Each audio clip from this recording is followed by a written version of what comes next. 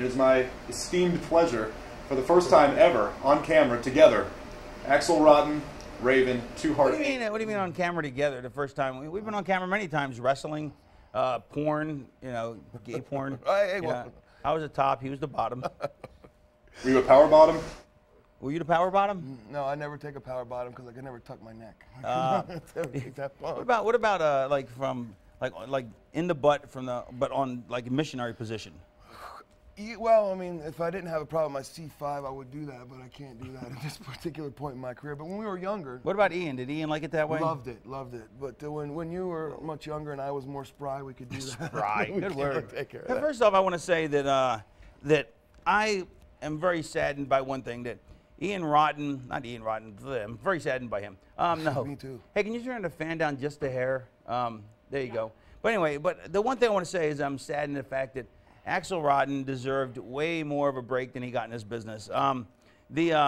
So much more talented than people realize. Like, people only realize that he is, you're nodding your head like you agree, but you're not on camera, Tully, so nobody cares. Okay? So you can say yes. That would be fun. He's nodding his head, yes, that's true. And he's like, and I'm like, dude, you're not even on camera. Do you jerk off right here, you wouldn't even notice. Yeah, that's true. Do you concur? Yes. Anyway, we might if you actually got if you got a load off, we would be running scrambling for cover.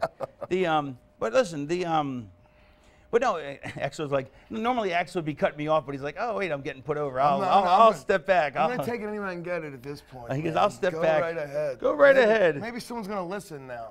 And but the thing is Axl's actually, first of all, he's incredibly bright, which most people don't realize. They think he's a big dumb idiot. Which, you would think, looking at him, he looks like a big dumb idiot. Yeah. But he's actually quite bright. In fact, he's extremely bright. I would say his IQ is at least up in the much in the above average district. In the Mike Sanders above average district. Yes, in the high end. He's up in the high end district.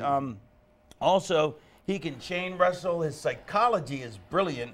But the only things that but nobody ever saw that because they saw him as blood and guts. And so a couple things hurt him. A is that he's obese. Was. But no, he looks good. But I mean, he found a way to hide it. But the build hurt him a lot. You know what I mean? Yeah. You've always said that. You've always said that. Hey, look, that's why I covered that's why I invented the T-shirt gimmick to hide my my lack of belly. I mean, not my lack of belly, my lack of chest.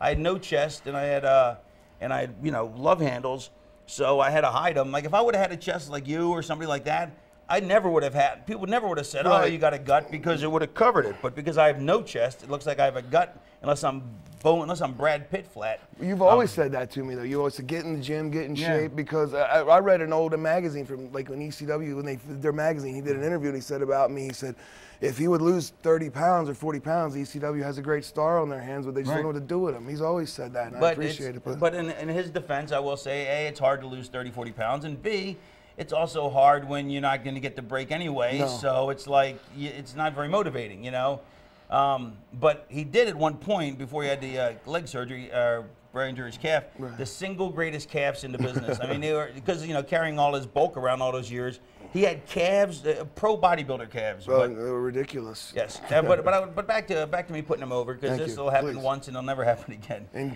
please make sure these cameras are working. His psychology is brilliant. His work is brilliant, but what holds him back is the weight holds him back, but not completely, because you can get around that.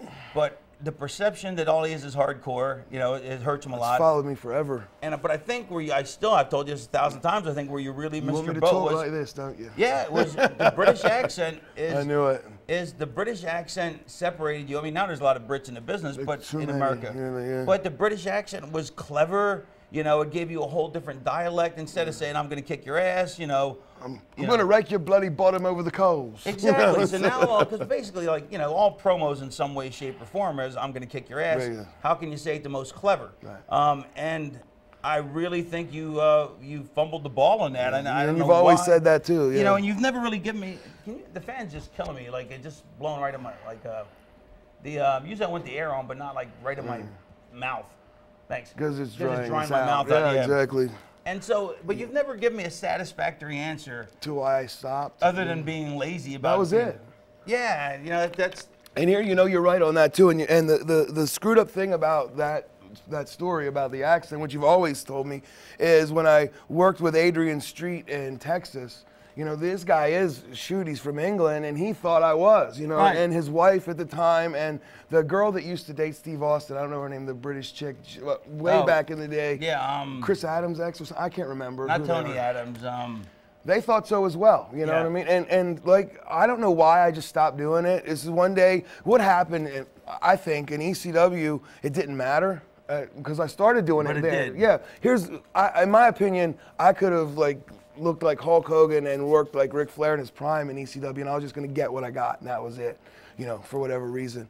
Yeah, for some reason, Paulie just didn't see you in any particular way, which I maintain, though, that once you got rid of the albatross of Ian, you know, I see the whole thing. I mean, I think if you would have went with the accent, lost the 20 pounds, you know, I think you could have possibly got Paulie to see you in a different light, but I know in your... But I also understand in your perspective, it's like, if I do all this and I still got nothing, it's crippling emotionally. Well, you know? right before you came in, I don't know if you remember, I mean, I lost all that weight in like 95. I was down to like 250, you know, tanning all the time. Right. And I still was like, got to here, you know, and couldn't get any farther.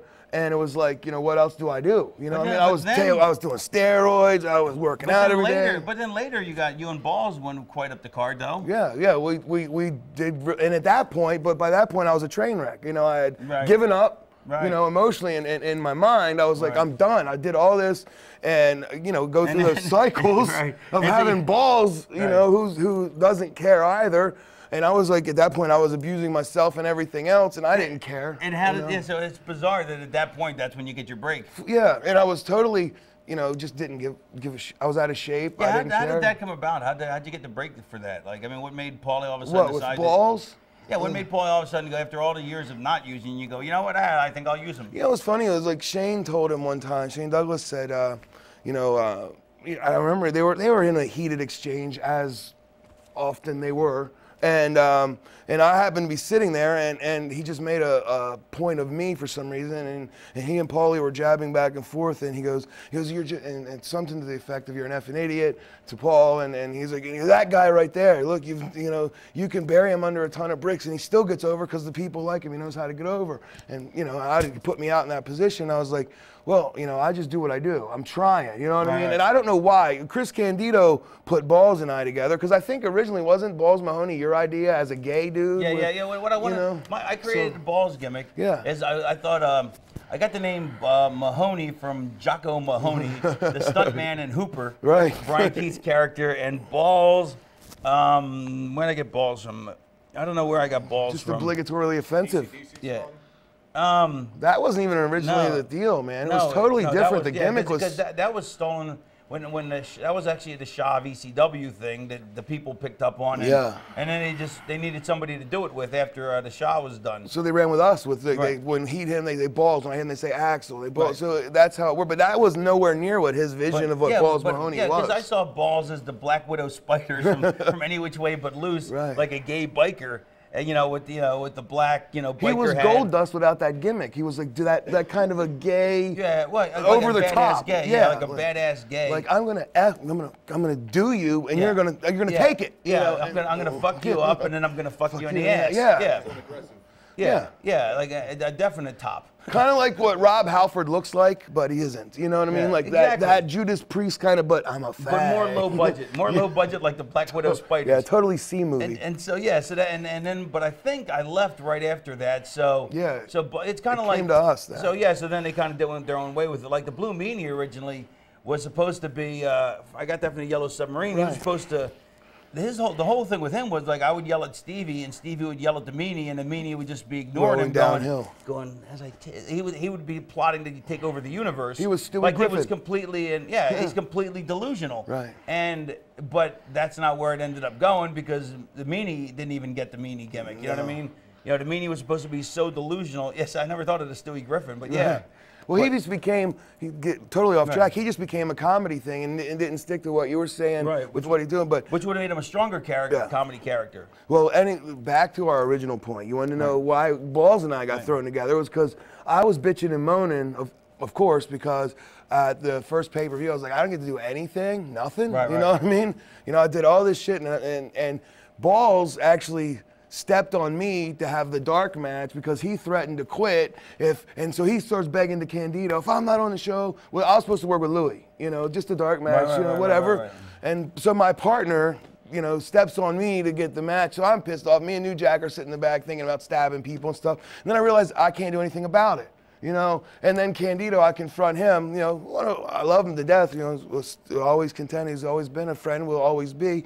But I was like, you know, you fucked me here, you know, it was my chance. I mean, even though it was a dark match, it was to be on the show as a point that I was here from day one. Yeah, because you were there from day one. It was still Eastern Championship Wrestling with 200 people. We had to make them all move to one side of the building to look like we had people in the building. So the bone that was thrown my way was Chris lobbied DePaul to put Balls and I together because he. No way you get both in the dark match. At the time, it was like Balls needed my rub to get over, but then he started getting over well, and they put us together, and it was really good. Right. You know, I mean, as far as needing someone to work with the Dudleys, you know, we were strong enough to get beat every night and still come back and do it again. And we did that for like a year and a half, you know? So we were put together via, you know, Chris Candido thought that, well, we can't think of anything else to do with him. You know, let's put them together. That eliminates. What did Candido have to do with any of that? Oh, well, you know. He just had Paulie's ear? You know how it was. I mean, it's like, you know, whoever, at that point, I think Candido was buying airplane tickets, so not only did he have Paul's ear, he had his MasterCard. So, you know, he would listen to what Chris had to say. Right. So money, his MasterCard talked. And were you there when, I don't think you were there, when we had to roll Chris up in the carpet and take him upstairs, and I think in Florida? I don't think you were there. No. Or was it me? It was either me and Chris had to roll Sabu up, or me and somebody had to roll Chris up. But we actually, like in the movies, they wouldn't let him past the front desk, and so we actually had, because he was too fucked up, so we actually rolled him in a carpet. No, I didn't see that. I swear to God, just like a movie. Like awesome. A dead body. Yes. So that was it. They threw us together basically just because it would eliminate two guys bitching at once. But what happened was, again, as seemed to be my whole illustrious career, we got over in spite of what he had in mind, you know. Then what happened was the fans started getting with, you know, when we'd punch, they'd say our names, and then they'd start singing the Balls Mahoney song. So I said to Balls, I said, just listen and follow me on this stuff. He didn't want to sing along. He wanted to be Mr. Satan heavy metal. I said, that's not what they want. We were basically the bushwhackers who bled all over the place. You know, we were the sheep herders. You know, and the bushwhackers together, but more violent and a little bit more intelligently done on my part, because I just said, just listen to how we're going to do this. The sheeps were very intelligent. No, that's before they were the bushwhackers. That's what I'm saying. You were the sheeps and the bushwhackers. Right, as a combined entity. But he wanted to go against me on so many things because he wanted to always be evil and Satan. And I said, that's not what we are. We are entertained, you know, because my biggest influence in business is like Dusty Rhodes and Billy Graham. They go as entertainers, you know, entertain the people. And that, to me, I contend to this day, you can do a million moonsaults, but if you cannot entertain the people and they're not enjoying themselves, I don't care how athletic you are, you're not a good worker. So, you know, it's like, you know, it's Brad Armstrong and the Road Dogg. Like Brad phenomenal. Brad's the single funniest guy in the entire business in the locker room. But put him in front of the camera, he's not. I don't know why he's not funny. The Road Dogg's also extremely hysterical, but the Road Dogg, work-wise, he'll tell you he's not even a microcosm of Brad. But look how over the Road Dogg is, because the Road Dogg, you know, brings the entertainment when he works, and he's, you know, and Brad's as good a worker as there is on the planet. You know, and the funniest man on the planet, but it's just like he doesn't put the two together. You know, so it's an interesting thing. It's strange when the red light comes on, it's like the camera's going to eat him, you know what I mean? But in the back, you know, he'll cut up with you and talk, and his ring work is absolutely incredible. So, you know, that's... And the Road Dogg, and you know what's funny is, you know, I was going to say is, you know, people don't even realize how the Road Dogg is so brilliant. Like, he did almost nothing in the ring. Gets so much out of nothing. Yeah, because all he would do is one move, and his little dance, and then he would sell. And people would just, I don't think anybody ever understood why he was so over. It's because he sold, you know. Well, he cut good promos and he sold. Ricky Morton, the same exact, Ricky Morton said this to me. He said, what I am is taking heat and a comeback, because if the people cared about him, which they cared about Brian, they cared about Road Dogg because he made them, you know. And so when he went out there and did his 2 or 3 moves and then started getting his ass kicked, you know, they cared about him because he sold well, you know. And his comeback was no big moves. It was duck, punch, but the people cared about him, so his comeback mattered. Billy made the comeback, and Billy, you know, but it's kind of like Ricky Morton. You know, it's like it's really odd. Like, people forget that Ricky Morton did not get the hot tag. Usually, it's the flashy guy gets the hot tag. Yeah. You know, the bigger name, but Ricky got the hot tag. Ricky got the heat on him because people cared about him. Yeah, he would make girls cry. Yeah. You know, and Robert would get the hot tag, and Robert made a really good hot tag, but he wasn't flashy at all. But it worked better that way, you know. Ricky was all flash and fire. When the Horseman rubbed his face into the floor, like you said, girls were crying in the crowd. I was crying. That's how I was too. I was driving and crying. I don't know. Is that What's their song? I forget. I can't even think of their hits. I was going to say I know it's a band reference. But the thing was about with Ricky and those guys, getting back to what we're saying, the fact is, if the people cared about it. We're going to go about a 2 hour, hour 45, an hour 45. Let me put a rest hold on. Yeah, you're gonna burn out. If the people cared about what you're doing, you didn't have to go out there and give them a big flashy bang bang bang. But if with Balls and I, it was the same thing. We didn't do a lot of wrestling, and then getting back to what Raven was saying, that's the perception that stuck with me. Stigma that's going to stay forever. Is that those guys are garbage wrestlers? That's all they can do. Which is a shame. And I still maintain that even at this late date in your career, you could still. It's not that late. That's what I'm saying. But which is my whole point. Is it's not that late a date. You could still pull out the British accent, lose 30 pounds, and reinvent yourself. I don't think I need 30 anymore. But I know. But my point. Well, you're right. My point is, you can always reinvent yourself. Right. You know, I mean, look, I had the greatest. You did it. Johnny Polo was the biggest albatross ever. You know, other than JT Smith. Right. Yeah, but JT Southern, not JT Smith. JT Smith was over. Yeah. JT what are you talking about? Yeah. Well, if you remember back, you were at a show in Maryland. Just at the end, when you were still doing, was it Johnny Flamingo or whatever? I don't remember. With Scotty Flamingo. And you told me you were coming to ECW. And you said, I've changed the whole thing. Right. And you said, I said, I'm not going to tell you. I just want to show you. Right. Because I was like, well, tell me what you're going to do. Let me see it. And you're like, no, just you'll see it there. Right. And it was totally different. You know what I mean? And it was like, because what Scotty Flamingo was totally like, this guy's not that guy. I mean, it was like almost a different guy walked into the room. You know, it was like, it wasn't like, you know, you see a guy change characters. Right. It's still that guy with a different name. Right. It wasn't that at all. You can't do that. His demeanor was different, his face, everything. It was like, there was a different guy at that point. It wasn't him doing a character, it was him being him, another total person, another entity, as if the other guy just died. Like I had MPD, multiple personality disorder. Well, it's like Scotty Flamingo died and he's gone. No one knows who he is. This was a totally different person who walked into the building in, was it 95? Something like that. And came out there and did that promo. You know, it was incredible. Part of how I also figured that out, besides, you know, David Bowie, Madonna, they always reinvent themselves. But I remember watching TBS, there was these job guys, Jim and Mac Jeffers, right? And why would I even remember them? Right. I just remember 2 job guys, right? And then then they came back like a couple years later, and all of a sudden they were the Mod Squad. You know what I mean? And they were like, not the greatest gimmick. Was that the leather jackets and the buzz cuts? Basically like the movie Magnum Force, you know. Right. And so I was like, they weren't there very long, but all of a sudden, you knew that, because like I said, continuity was always a big thing for me. Actually, I didn't say it in this tape. I've said it in other things, but continuity to me is a huge thing. And but this was like, so it stood out in my mind. I'm like, okay, these guys are different. Okay, let me rephrase that. Okay, if they would have, okay, it's like continuity always bothers me if it doesn't follow through. But in this case, it didn't bother me because they were so completely different, but it just so happened that because I'm such a fan, I recognized who they were, or I figured it out or something. So it's like, it didn't bother me that there's no continuity because it was like these 2 totally different characters. And that always stuck in my head that, that you have to leave to come back to be something, because in this business, perception's reality. So if they perceive you as one thing, that's all they're ever going to do. So you have to leave to go, if you know, and they went to Memphis or somewhere, and I think that's where they came with the Mod Squad and whatever.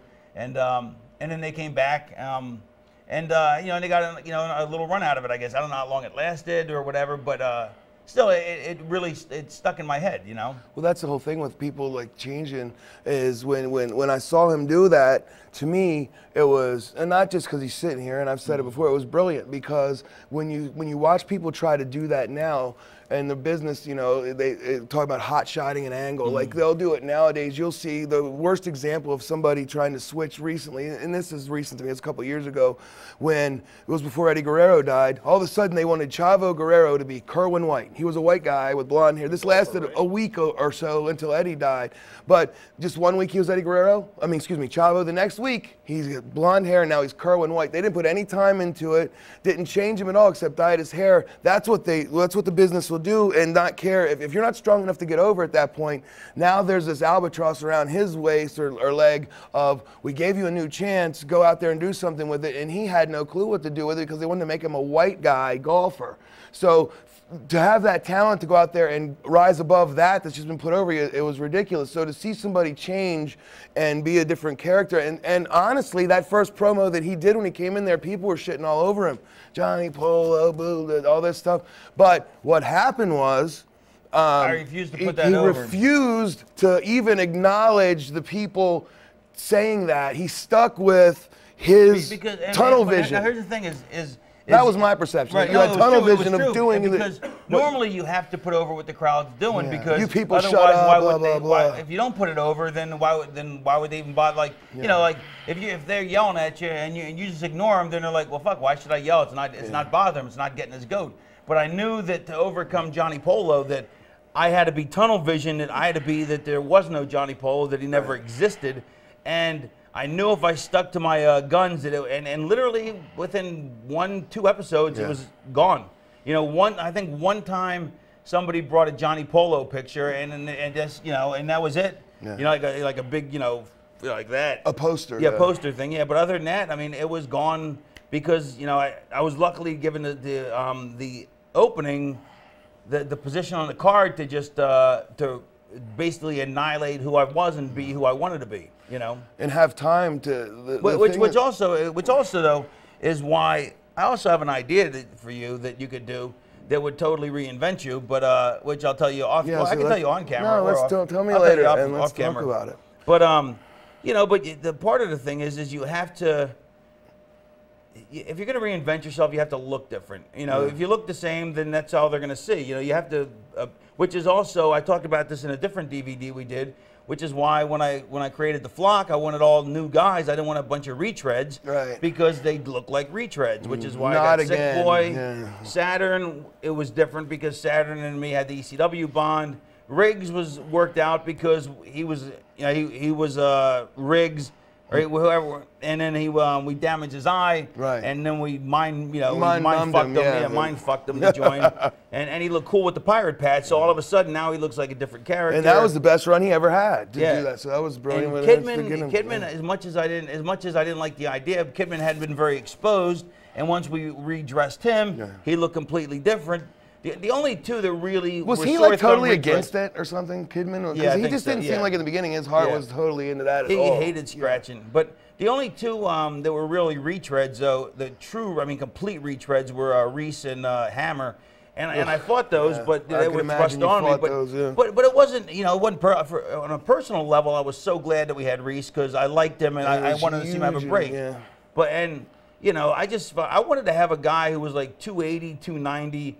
You know, who nobody had ever seen before, who could go, you know, and I said this in a different DVD, the Purple Haze, you know, when Sullivan brought him in. Mark Lewin, when Sullivan brought him in, it was like, who's this guy? But then he could go, and you're like, why don't I know who this guy is? Like, who's this mysterious guy? From? Yeah, turns out he was one of the biggest baby faces in the history of the business. And where's he been the whole time? But yeah, I often wanted to ask you that. I was like, you know, with Van Hammer and Reese and those guys, I was, you know, watching on TV at the time, and I'm like, you know, so of course I'm thinking, man, call me, man.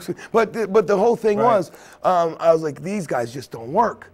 You know, they don't fit. And I'm sure to his credit, I don't know how it worked out behind the scenes. I can only speculate that they got over to the point they got over because of how he manipulated their character, because I don't think they had a clue what they were to do. It was that also they were the greatest. They were the bump and feed machine. Like I would set up, because I was like, all right, you know, if they're going to get bounced, we're going to get bounced so originally and so clever that it's going to, you know, that it's going to be that it's going to be the most amazing thing to watch my guys get bounced, that you don't even think that, you know, so like, you know, when Paige would come in and bounce all 6 of us, you know what I mean, or all 5 or whatever of them, you know, it's like, you know, here comes Kidman off the top, and he boom, he goes feeding flat. Different places. Here comes Sick Boy, misses that, and boom, he gets fucking clothesline down. Hammer fucking picks him up, drops behind, he gets bang, boom, and then Reese does something, picks him up, shoom, bang, you know, and all of a sudden people are, it's like, it's a high spot brigade, but you know, because dog and pony show. Because if we just punched and kicked, it'd have been boring. You know what I mean? So I made it so I think it was really fascinating to watch us get our asses kicked. Well, it was because yeah, of course, but that's the heat that they never got to you. Some must die so that others can live. But I always looked at it going, man, I said, and knowing you, I was like, what is he doing to get these guys to the point where people give a shit about him? To enough to care that and they don't never won. Get to they never fucking won. No, but the point being, that was the only problem, was they never fucking won. Point being, had they made them a little stronger with actual to the marks, winning and losing, they would have been even more brilliant when they got bumped by Paige or when they got. I really believe that if they would have got. I really believe if we would have got, they would have got over. If they would have got wins, we could have definitely. We could have, well, no, I guess, see, not the NWO. We couldn't have gone against them because we didn't have enough size on us. You know what I mean? Because our 2 big guys couldn't work. And that would have went anywhere anyway, you know, just for the sake of business. They would have done well, our big guys couldn't work, you know what I mean? Yeah, true. But but I mean, I maintain that nobody's ever gotten more over by getting crushed, you know, than, and the thing was, they would always try and beat me too, but like, me and Sullivan talked about it years later. It's funny, like, you know, I love Sullivan. And, you know, it's like he'd go, he'd call me in for the, in a perfect world, nobody should ever negotiate a finish. It should just be like, that's the finish. And you know, unless you're one of the top guys, but it should be done before you ever get to TV, or hours and hours before. It shouldn't be, you know. Or if it's a lingering angle, then you maybe discuss. Right. You need to have, you need to have discussions about your program, where you're going. Sure. Where's it headed? But guys just shouldn't be able to go, I don't want to do a job. You know what I mean? But everybody was doing it, so I just followed suit. Sure. And so see how far you could get with it. Right. Yes. So Terry Taylor would say, people would get called in for their finish. Terry Taylor goes, somebody call Raven in for the negotiation. And I'd come in, they'd go, hey, what about this? And I'm like, that's a great idea, but what if we did this? Yeah. And they'd go, well, that's a great idea, but what if we did this? And I'm like, and it was like, if you leave the room, then it's over. Because you can't go back and go, I got another idea. Because it's too late. You go, oh, it's been sent to the truck. You have to outthink them on the spot. And so it should never be that hard, though. Like you said, that's crazy that at that level it got to that point. But here's why. Part of it is that I was the only guy besides, you know, like Hogan and them that Bischoff allowed to come up with his own angles. You know what I mean? And which was a huge compliment. And I don't think Sullivan was too keen on that. Right. You know, I think it was insulting to him, which I don't blame him. Sure. You know, so but he wanted to put his spin on it to make it better as well. Put his handprint on it. But he also wanted to, and it's also like a little, you know, okay, if you're going to be in the league, like we've talked about, he goes, if you're going to play at this level, then let's see how well you play. Right. You know, and so he'd be like, well, what if we need to have so and so put over? And I'm like, I would love to, but then if I'm in this angle, then this and that hurt that. Shouldn't I maybe go over here and do that? And so it, you know, and so they got me, like they really only got me one time. But me and Sullivan talked about it since, and I learned a lot from it. And he goes, so you knew it was like a test the whole time? I'm like, yeah. I figured it had to be because, you know, but I mean, I didn't blame him. At the time I blamed him, and looking back, I don't at all, because, you know, he was trying to put his stamp on it, which is he should That's try, his and job, and if it was better, and if their stuff's better than mine, I will. Well, you would acknowledge that, yes, of course. Absolutely, I want better stuff. Yeah, I mean the one thing that I have always been steadfast in, and I know I'm sure he is too. If you got something better, if you have something better, I'm more than willing to do it. I mean, if it's my idea, right. Perfect point example was working with you that night, and no one knows the story, but we had, you know, a better idea. Well, you came up with a better idea, and it was a no-brainer to me. You know, I guess from 22 years in the business or whatever, I'm thinking this is great. But we fought it tooth and nail on an indie show with guys who'd never been a drink of water in the business, you know, and you're sitting there talking to not just myself, Raven, Larry Zbyszko, and who else? Lodi was there as well, and we were like talking to a brick wall with guys who thought they had one guy. This kid Jerry, who's retarded. I mean, he was like, he's the booker of some local. Just to tell the story, he's the booker of a local territory, and no clue in what he wanted to do. It made no sense. I mean, it made no sense on so many levels, and it was mind-bogglingly rotten. And and he was so disrespectful too. It wasn't even like he was, it's just point being, it made no sense. And getting back to the point of the matter is, if you have something better, I'm more than willing to do whatever you have that's better. I'm sure it's the same way. If it's business, if I got to do a job to get me better, I don't care about doing the 1, 2, 3, because the business aspect of it is, if it's better and it's going to get me over the who gets their hand raised generally sometimes isn't the biggest thing. Who gets over and does the business the best way for the people is, to me, the most important thing. Winning and losing does count, but in this if you're not figured in anyway, it doesn't matter. Yeah, if you're not in an angle and the big part of it doesn't matter. But this instance, we were like sitting there and looking at each other. And now, for me as a fan, I got this visual that I took myself out of the equation, and I'm sitting back here looking. I'm looking around the room, and I see, well, there's Larry Zbyszko, there's Raven, there's Axl Rotten, there's Lodi, there's guys that have been wrestling 20 years, 15 years, Larry 30 years, whatever, and you're being questioned by like a 22, 3-year-old kid about our knowledge of what we're trying to do. And at some point we just gave up and said, you know what? The best part was he couldn't even defend his opinion. Yeah. He had no reason for it. You know, it just didn't make, he goes, I want to do it. But it doesn't make any sense. And that's when you said, if the reason that it's being done is because you need to get your load off because you think it's a great idea because you came up with it, we'll do it. But we think this is better. And then all of a sudden he goes, after an hour of discussion, he goes, no, we'll do it your way. Yeah, so because all of a sudden when he realized that, basically he just wanted to gum the works up, Yeah, so basically if there's a better idea out there, and business-wise or for whatever angle it is, that's the thing to do. I mean, to me, that's always a no-brainer. But to some people, and what he was saying with the WCW thing, people want to put their brand or their stamp on it and test you and to see, well, how far can I get with it? No, I don't want to talk about that. Okay. And he's passed away, so I don't know what he has to do with it. But getting back to the thing, you're going to get me off track. I'm pacing myself now, trying to keep it medium. The thing is, if the people want to put their handprint on, like at that show, for no other reason other than it was their idea, but it wasn't a better idea. And that's what a lot of people, and the problem with people who were the booker, they don't know what they're doing, but they want to have their ideas played out because it's their idea. Right. Not that it's better, but it's because it's my idea and you're going to do it. It's a puppeteer program to the point where, and then when it doesn't work, it wasn't the booker's fault. It was Axl's fault because he didn't get it over. It was Raven's fault because he didn't do it correctly. But I did exactly what you said to do. So the better idea aspect is, sure, give me that. I'll run with it. But if it's dumb, I also am going to tell you that it's dumb. The perfect example of that, this was before you were in ECW. I had to wrestle Johnny Hotbody and Tony Stetson. And Hotbody was just just like 3 feet tall and pain in the ass to wrestle, and just they were egomaniacs. And the finish Paul gives me was something ridiculous. And I said, it's terrible. And I told him why. And everyone was in agreement with me. It's so terrible. But for some reason, he wanted to go with it. And we did it anyway, and the people just totally shat all over it. They didn't like it, And I did it, and my opinion was, do it my way, and I think it's better. I did his, and the people didn't buy it one bit. It was terrible.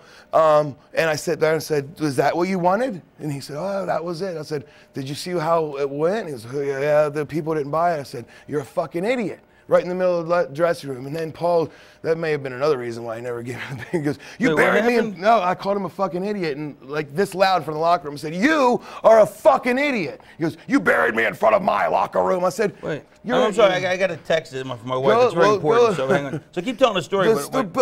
Basically buried him, and this was in 1994. in front of the locker room. Well, no wonder you didn't get a fucking push. Dude, there's so many reasons that I didn't get a push. That's the reason right there. Yes, of course. But, you know, I knew that. That is the reason right there. But why did you call him a fucking idiot? Because he is a fucking idiot. It made no sense. Well, okay, wait. I'm sorry, I was on the phone. I wasn't on the phone. My wife texted me. It's important, so I had to take it. But what did I missed one thing. You're talking about the Stetson and Hot Body match that you guys had. Yeah, but They gave you a finish and it didn't work out. Right. Yeah, but why didn't? What was so stupid about it? The finish was me and Ian against Hot Body and Stetson. You and who? Ian, my former partner. Well, right there, that's just a mistake. Right. Well, the finish was you know, at this. I've actually seen Ian walk around the ring going like this. Yes. And then, what is wrong? Before we get into that, what is the problem with Ian Rotten? Well, there's so many levels. Ian, yeah. But here's the thing: is just on this one level. First of all, he owed me. I did a show for him, and I got my own airfare, and he owed me $400 or $500 for it. Right? He owed me $400 or $500, and then and I said, okay, you know, just pay me when you get it, pay me in installments, because what was I going to do?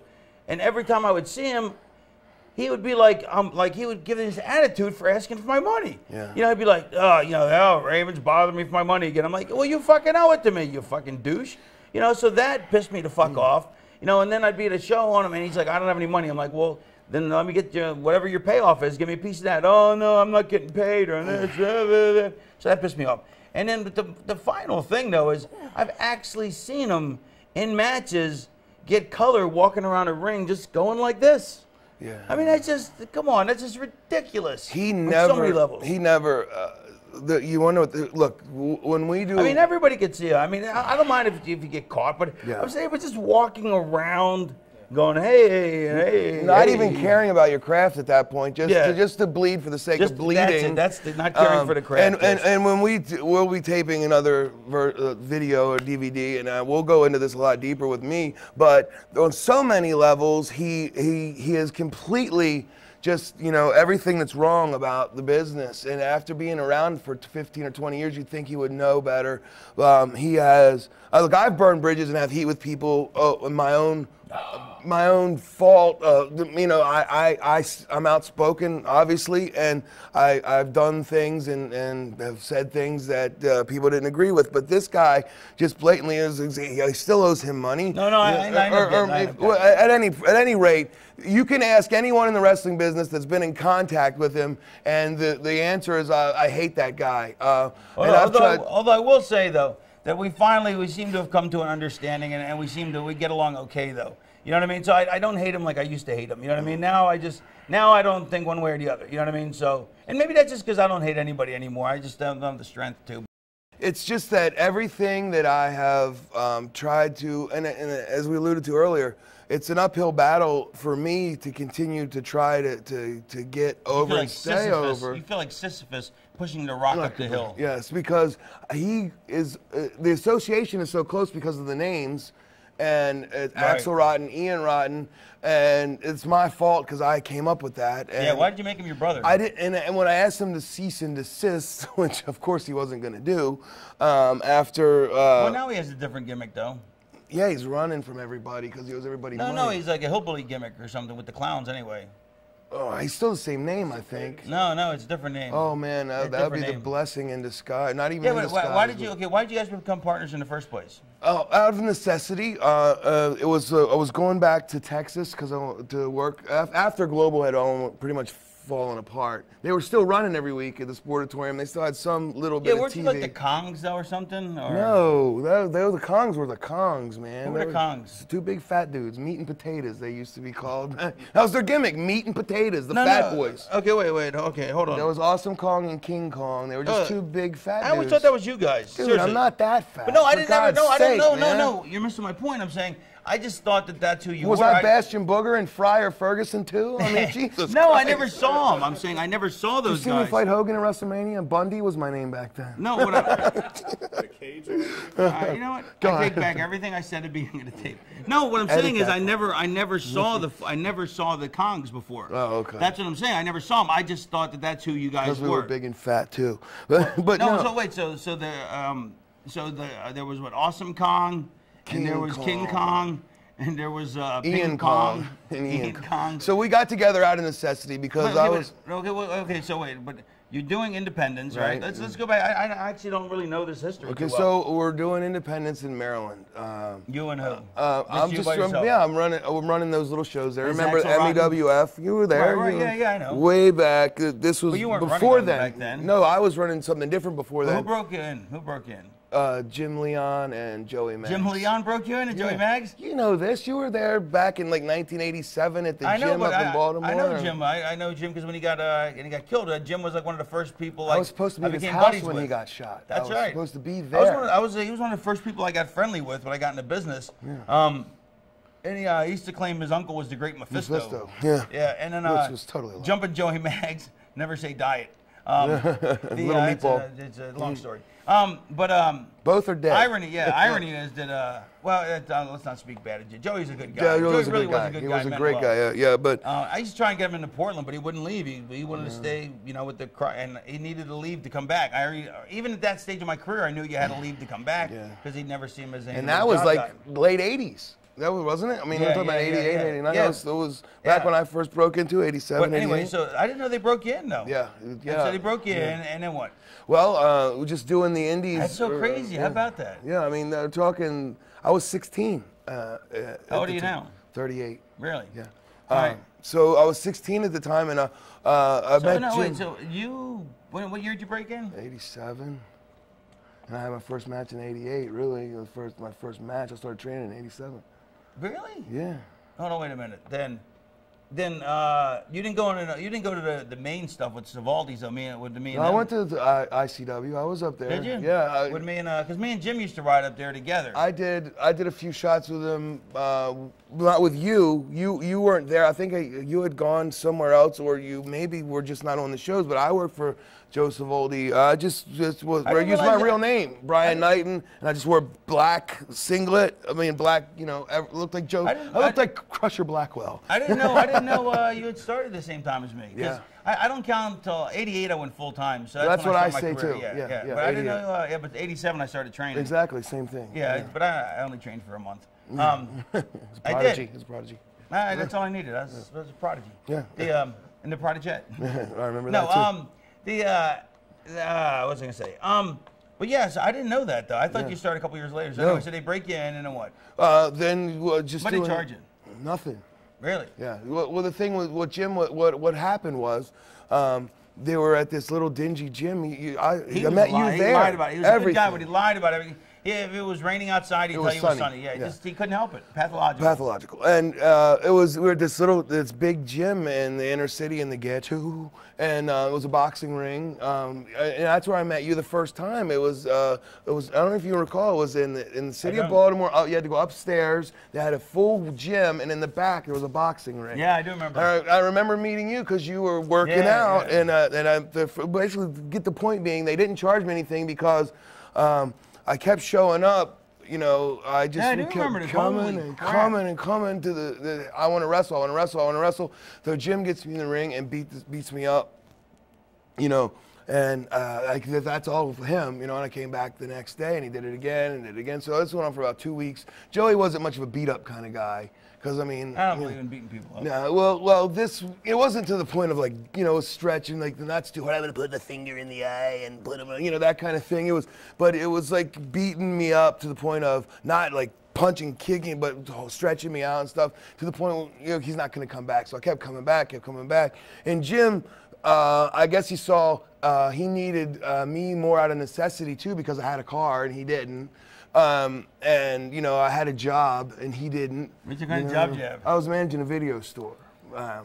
Dirty video store? Yeah, we had that too. But it was no regular. It was did you regular. Have to clean up the No. I did do that for a day and then quit when they said, Brian, the mop is back here for the. I said, Disco actually had a job doing that one time. He was a security guard at a Jack Shack. That's what I was. But when they said to go get the gloves in the bucket, I said, I don't even clean my own shit up. I'm leaving, But anyway, Jim didn't charge me. I'm just giving you the lineage of how this happened. And we're in no hurry. I mean, you gotta pace yourself. I'm taking my time. What happened was inside the wrestler studio with Raven. What happened was I was then working independent shows with whatever Jim could get me on, and they were the most randomly ridiculous shows ever. I mean, I'm talking about one day you'd go to Maine to work for the Savoldis, and he wanted the next day to go to Alabama to make the next shot for $40. You know, but the whole point was I was driving, and I don't know if you remember Dave the Wave, the referee, Skinny Dave the Wave from Maryland. He was a really good ref. Hold on, I think we actually drove. You did drive with Dave, I think, one time. No, I think we drove. Me and Leon, I think, drove down to Georgia. To work for this guy Lowell. No, we watched. We didn't. He thought we were gonna get booked, but obviously we were never gonna get booked. But it was a show that Jody Hamilton was running in one of the local indie promotions, and Deep South at the time. To my utter regret, and I've never told this story ever before. Is exclusive. Utter regret. Humiliation. TMZ. We got it here.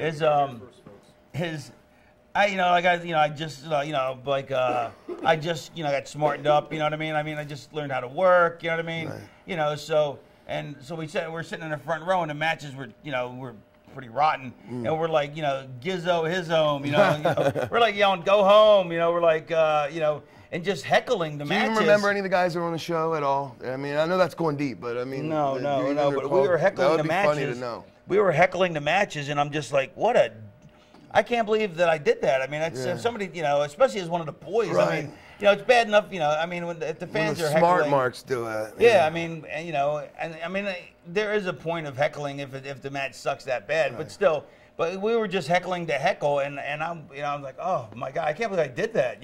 Well, I mean, embarrassing. But, think about it, how young you were too. And you're just like, I'm gonna get noticed because I'm better than these guys, or they're not. Who knows what your psyche was saying at that point? And interestingly, they seem to be more amused than offended. Or at least some did. And then we went backstage, and I'm surprised that Jody didn't just stretch the fuck out of us for it. You know what I mean? But I don't know. Jim was always one of the, and to the people who are watching this DVD, you're not going to know who Jim Leon is. Or maybe they just fucking, maybe they just heard us screaming and just thought we were just screaming. They didn't realize we were screaming, fucking, we were heckling. Maybe they just thought we were just making noise. It was so over, making that noise, Anyway, the people, you guys aren't going to know who Jim Leon is. So, I mean, even if you Google it, I don't think you're going to see that maybe he was murdered, and there was an article about it in Hustler. That was the biggest claim. His biggest claim to fame was he got murdered. He couldn't bask in his own glory. And the thing is, he got murdered because of his lies. That's the whole thing. It was, the karma is a bitch at this point because. Well, don't let your dogma run over your karma. Right, don't let my karma run over my dogma. I mean, I knew it. But his lies basically got him killed. And as you alluded to earlier, he as Jim Cornette always said about Paul Heyman, Jim was the same way. He'd rather run up a tree and tell a lie than stand on the ground and tell the truth, because that's just the way he operated. And we would do these shows, and they were complete and utter. They were farcical. It was a total lie. Everything was a sham. Like I said, we'd go to Maine, and then the next day he'd want you to go to Tallahassee, Florida, and this was going to be great. The paydays or the transits paid for. I'd get there, and myself and Dave, the guy, the referee, we would be paying for the gas and the food and everything. And lo and behold, at the end of the trip, there was no payday. There was probably a payday for him, but was probably $75. The show we did, we didn't even work. I mean, but these he was actually on. Right. And by the time I had gotten to the point where I had smartened up to where I was like, wait a minute, he's basically just using me to, and I basically confronted him about it and said, look, I'm done with you. This is it. I don't need you to. Oh, you're being disrespectful. So I said, you're being disrespectful. You're basically just using me as a ride and some money.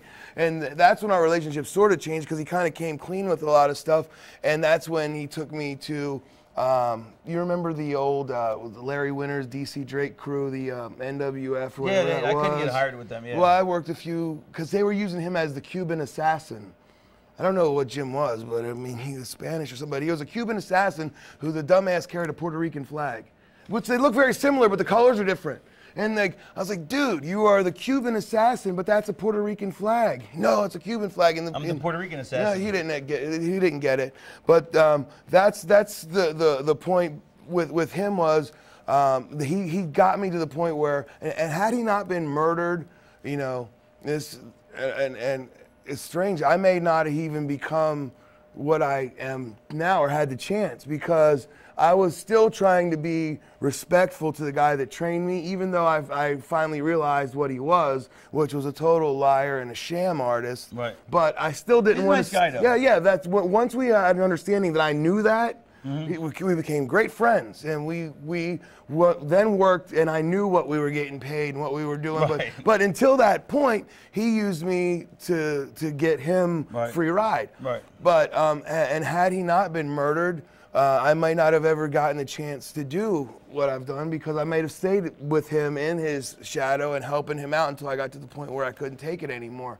So, you know, everything is a strange way of working itself out. But I mean, okay, so he dies, and then what happens? When he dies, that's when I basically started doing things on my own, to the point where I was calling Cornette, trying to get into Smoky Mountain, trying to go to Memphis. You know, this. Smokey already started? No, this was this was like 1989. They had just started. It was 1989 or 90. It was right there. I know because I was still working at the video store. This is how I know, because I would send my promo tapes out from my work, so I knew the timeline had to be right in that period. And I'd call, you know, Randy Hales and those guys down in Memphis to get there. Well, finally, Randy Hales calls me back, and he says they want to use me. Actually, no, Jerry Jarrett, I think, called me. Now, we're using the name Axl Rotten? Yes. The British accent? It's the British accent. Well, what made you to come up with that? Johnny Rotten from the Sex Pistols basically just ripped him off. I was like, you know, the name Axl, everyone thinks came from Axl Rose. That's not the case. I was watching Beverly Hills Cop. Your car broke down? Yeah. No. Damn, Axl! No, I was watching Beverly Hills Cop. Oh, wait, hold on. Let me just say, that's how the Sandman came up with his name. They couldn't come up with a name for him, and they drove past they were driving down the road, him and Todd Gordon, and there's a bedding store called Mr. Sandman, and that's where he named himself the Sandman. He gave him the name Sandman. And he used to come out with a surfboard and a bodysuit, and now you couldn't, you know, the Sandman. You can't think of anything but him. But it doesn't. It doesn't correlate at all when you think about it. But after him being him, is like it perfectly. That's what the Sandman should be, except that it doesn't. It doesn't make sense. It shouldn't make sense, but it makes perfect sense. In Bizarro World, it all comes together to make sense with him. But where was I? So what made you want to be Johnny Rotten? Oh, well, I was a big Sex Pistols fan. You know, music. You know, music's always been a big part of everything that I do. I love. You know, you don't have a Sex Pistols tattoo. You have Gene Simmons, but no Johnny Rotten. I do Gene Simmons. I have Rotten up here. That's named after yourself. Come on, I was stretching. I was trying here, making it work. How come you didn't get a Johnny Rotten one? I don't know. Or Sid I really Vicious. don't know. Sid Vicious was too. I think that was too cliche. Yeah. You know. Well, why didn't you get one that says "Never mind the bollocks"? Yeah. The actual one that I did think of getting was the British flag with the Queen in the middle that said "God Save the Queen," and I never got around to getting it. That one, but that would be cool. Or actually, the album cover "Never mind the bollocks." You know, never mind the Ian. It's actual. But that's how Ian is the bollocks. Yeah, he is. That's how I got the name. I was a big fan of the Sex Pistols, but Johnny Rotten to me wouldn't work. But there were so many guys who used that. Johnny Grunge, a little known fact, started out as Johnny Rotten. They changed it to Johnny Grunge when they became Public Enemy. Right. He was Johnny, and there's a guy who was a friend of Sid. Johnny Hotbody. Yeah, no. And there was Johnny Polo. Yeah, there's many. And there was Scotty Flamingo, Scotty Johnny Ace. But there was another guy in West Memphis. Scotty Too Hottie. There's many Scotties in Johnny. Scotty Karate. Hi, Karate. See, now this is... Aquavelva. Brute by Fabergé. That's it. Stops right there with Brute by Fabergé. Anyway, the Johnny Rotten. Spice. No. Do you know how many flavors they have now? That's their new gimmick. They have like so many different scents. Johnny Rotten was. I'm trying to keep it on point. Why? Because there's something we're talking about wrestling a little bit. That's all we've been talking about. Well, now let's talk about fragrance. What are you wearing today? I don't wear any scent. I don't wear any scent. I smell. I have natural pheromones that smell amazing. It's You smell like an open grave. That's why I'm getting closer. An open grave. Open grave. Well, how would you know that? Now, does an open grave smell bad? I think they're quite pleasant because it's very floral. Now, by an open grave, do you mean like there's a coffin in there, or there's no? If it's open grave, there's no coffin. Why would it smell? Is it just a hole?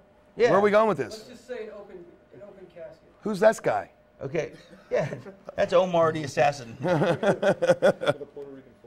Yeah. Exactly. So wait. So now, Ian Rotten. Wait, no, we're off that. Wait. Where were we? We were with me talking about working at the video store and how I came with the name. Yeah, the name. And I thought Johnny Rotten was too. It would have been just a total ripoff. So I knew I was going to go with Rotten, and I couldn't come up with the first name. So I had to watch the whole thing. You know, I remember for some reason now Brian Knight, and I totally remember meeting you now. Yeah, I think. Yeah, that was how I called myself back then. And then I said, I'm watching the movie, and Bronson Pinchot, who does he's going, Aquel, and he kept saying it over and over, and I was like, Axl, okay. Axl Rotten, and I liked it enough to where I didn't think I needed anything else with it, like the bulldozer Axl Rotten. I said that sounds cool. You know, it could be a rock star or a wrestler, and I stuck with that. You know, that's where it came from, and that's when I started pounding out, you know, trying to get somewhere with the Memphis, and finally Randy Hales called me back, and he books me to start, you know what I mean? And they hinged their bets on that I was coming in because, and I was, I think, 18, and I was driving down the road, and as opposed to driving down the grass? No, yeah, I was driving to Memphis, and I got to the Tennessee line. As opposed to walking in Memphis? With my feet 10 feet off of Beale. And I chickened out and turned the car around. I was like, I got freaked out. I mean, I was 18. I never really gone anywhere. No one knows this. This is the first time I've told this. Exclusive. Well, no, this is because exclusively Rotten. I screwed their TV show up bad because Lawler and Jarrett had gone out on live TV Saturday morning and talked about, oh, we got this guy Axl Rotten coming in here. He's going after Jeff's Southern title Monday at the Coliseum. It's going to be huge. This guy's, you know, he's big, he's nasty, he's from England. And Jarrett's cutting a promo about how he's worried about this guy he's never seen before. So they were really putting it over for my thing on Monday night. It was going to be my debut. I didn't show up. I just I chickened out. I mean, I'm telling you the God's honest truth was I had never been away from home. I was 18 and I was scared. I didn't know I was moving to Memphis. Away from home with Jim. Yeah, back and forth. You hadn't moved. But this was I was moving to a territory to wrestle every night. When was this? It had to be I was 18 or 19, so it had to be 80, 89, 90, 80. Yeah, I'm thinking. Yeah. Yeah, so yeah, it was 89, around 89, and that was my first chance to go somewhere, and I kicked myself in the ass, you know, still to think about what would have happened, coulda, shoulda, woulda, but, you know, I turned around and I came home, and I found out that I really screwed the pooch on that one because I was supposed to win the Southern title on Monday night, my first match in, because I was going to beat Jeff, who was going to take a little break, and then put me right with Lawler. So they liked me enough to put me right there. And, you know, my own apprehension screwed me because, you know, So what happened? I went home, went back to the video store, and I just kept doing the indies around the East Coast, you know, Baltimore. And then what happened? And then... I'm saying, so where did you go? Didn't you finally go to Memphis? Yeah, I did. Going back to with Ian, he came to the gym and wanted to wrestle, so we got him wrestling. He originally 6 degrees of separation with Memphis. He started wrestling. Kevin Bacon? He did, and he started wrestling as Johnny Lawler. You know, that was his gimmick, because he looked a little bit like when he was younger. He looked like a little younger Lawler with the goatee, just a fatter one, much fatter, and. So I called after the global run in the beginning, when I was there at the very beginning, then you came in. Yeah, tell me about that, because I don't know anything about that. Okay, well, at global's inception, I was one of the first guys there. It was like the first, I'll tell you that. This is a very interesting story. I was running a company in Baltimore called Universal Independent Wrestling, and we had a TV show that aired on WJZ, ABC affiliate, late nights, Sunday nights at 1:30 a.m. Now, our competition, WCW, had that main event show on the whatever affiliate it was back then. But just as in Memphis, our local show kicked their ass in the ratings because it was local, you know. Right. It became a nice little. I don't buy that. Well, it's the truth. A nice little they like that localized market. I don't buy it. You know, it's true in Portland and everywhere else. That's how it worked. You know, I don't buy it. It's just this marketing. I don't buy anything. I don't know if your show gets better ratings. I've seen it. Okay, so anyway. A curmudgeon? Great. But he backs you and you fucking kill him. I know. Just, boom. The rake the eyes. Anyway, so wait, so how did you end up in Global? So we're running this show. I'm putting this little TV show on every week. And the announcer, Craig Johnson, who announced for Global, do you remember him? The tall guy. Scott Hudson? No, he was Scott Hudson. Craig Johnson was before Scott Hudson. Tall guy, dark hair, glasses. There was no Global beforehand because Pedicino started Global. Well, I was there, so I can tell you. No, I'm saying, but it was something else, though. Yeah, it was world class. Right. Right. But listen to me. I'm telling you how it happened. Did you go when it was world class? No, it was Global. The very first Global show. But here's what happened. He's asking me, and I'm trying to tell him, and you're telling me I'm lying. And Craig Johnson lived in Gaithersburg, Maryland. So he got the show. He saw our TV show. Right. He contacted me via... I don't know how he got a hold of me. Who cares? Well, you did. You asked me. How did I get to Global? He contacted me. He came to one of our shows, and he said, hey, you're doing a TV show. Can I announce? Captain Obvious. Can I announce a match? I'd love to announce a match. I'd say, sure. Go right ahead and announce a match. So he announces the match, and he said, he goes, wow, I really like the whole, the British thing. And but to his credit or discredit, I don't know how you feel about this. He's the one that came up with the total punk rock type gimmick where I wore the leather jacket with the chains and the rotten on it. I love that. And when I cut my hair crazy and dyed it purple. And I love when you had the fishnet stockings, and didn't you have fishnet stockings with plaid pants, plaid shorts? I love that.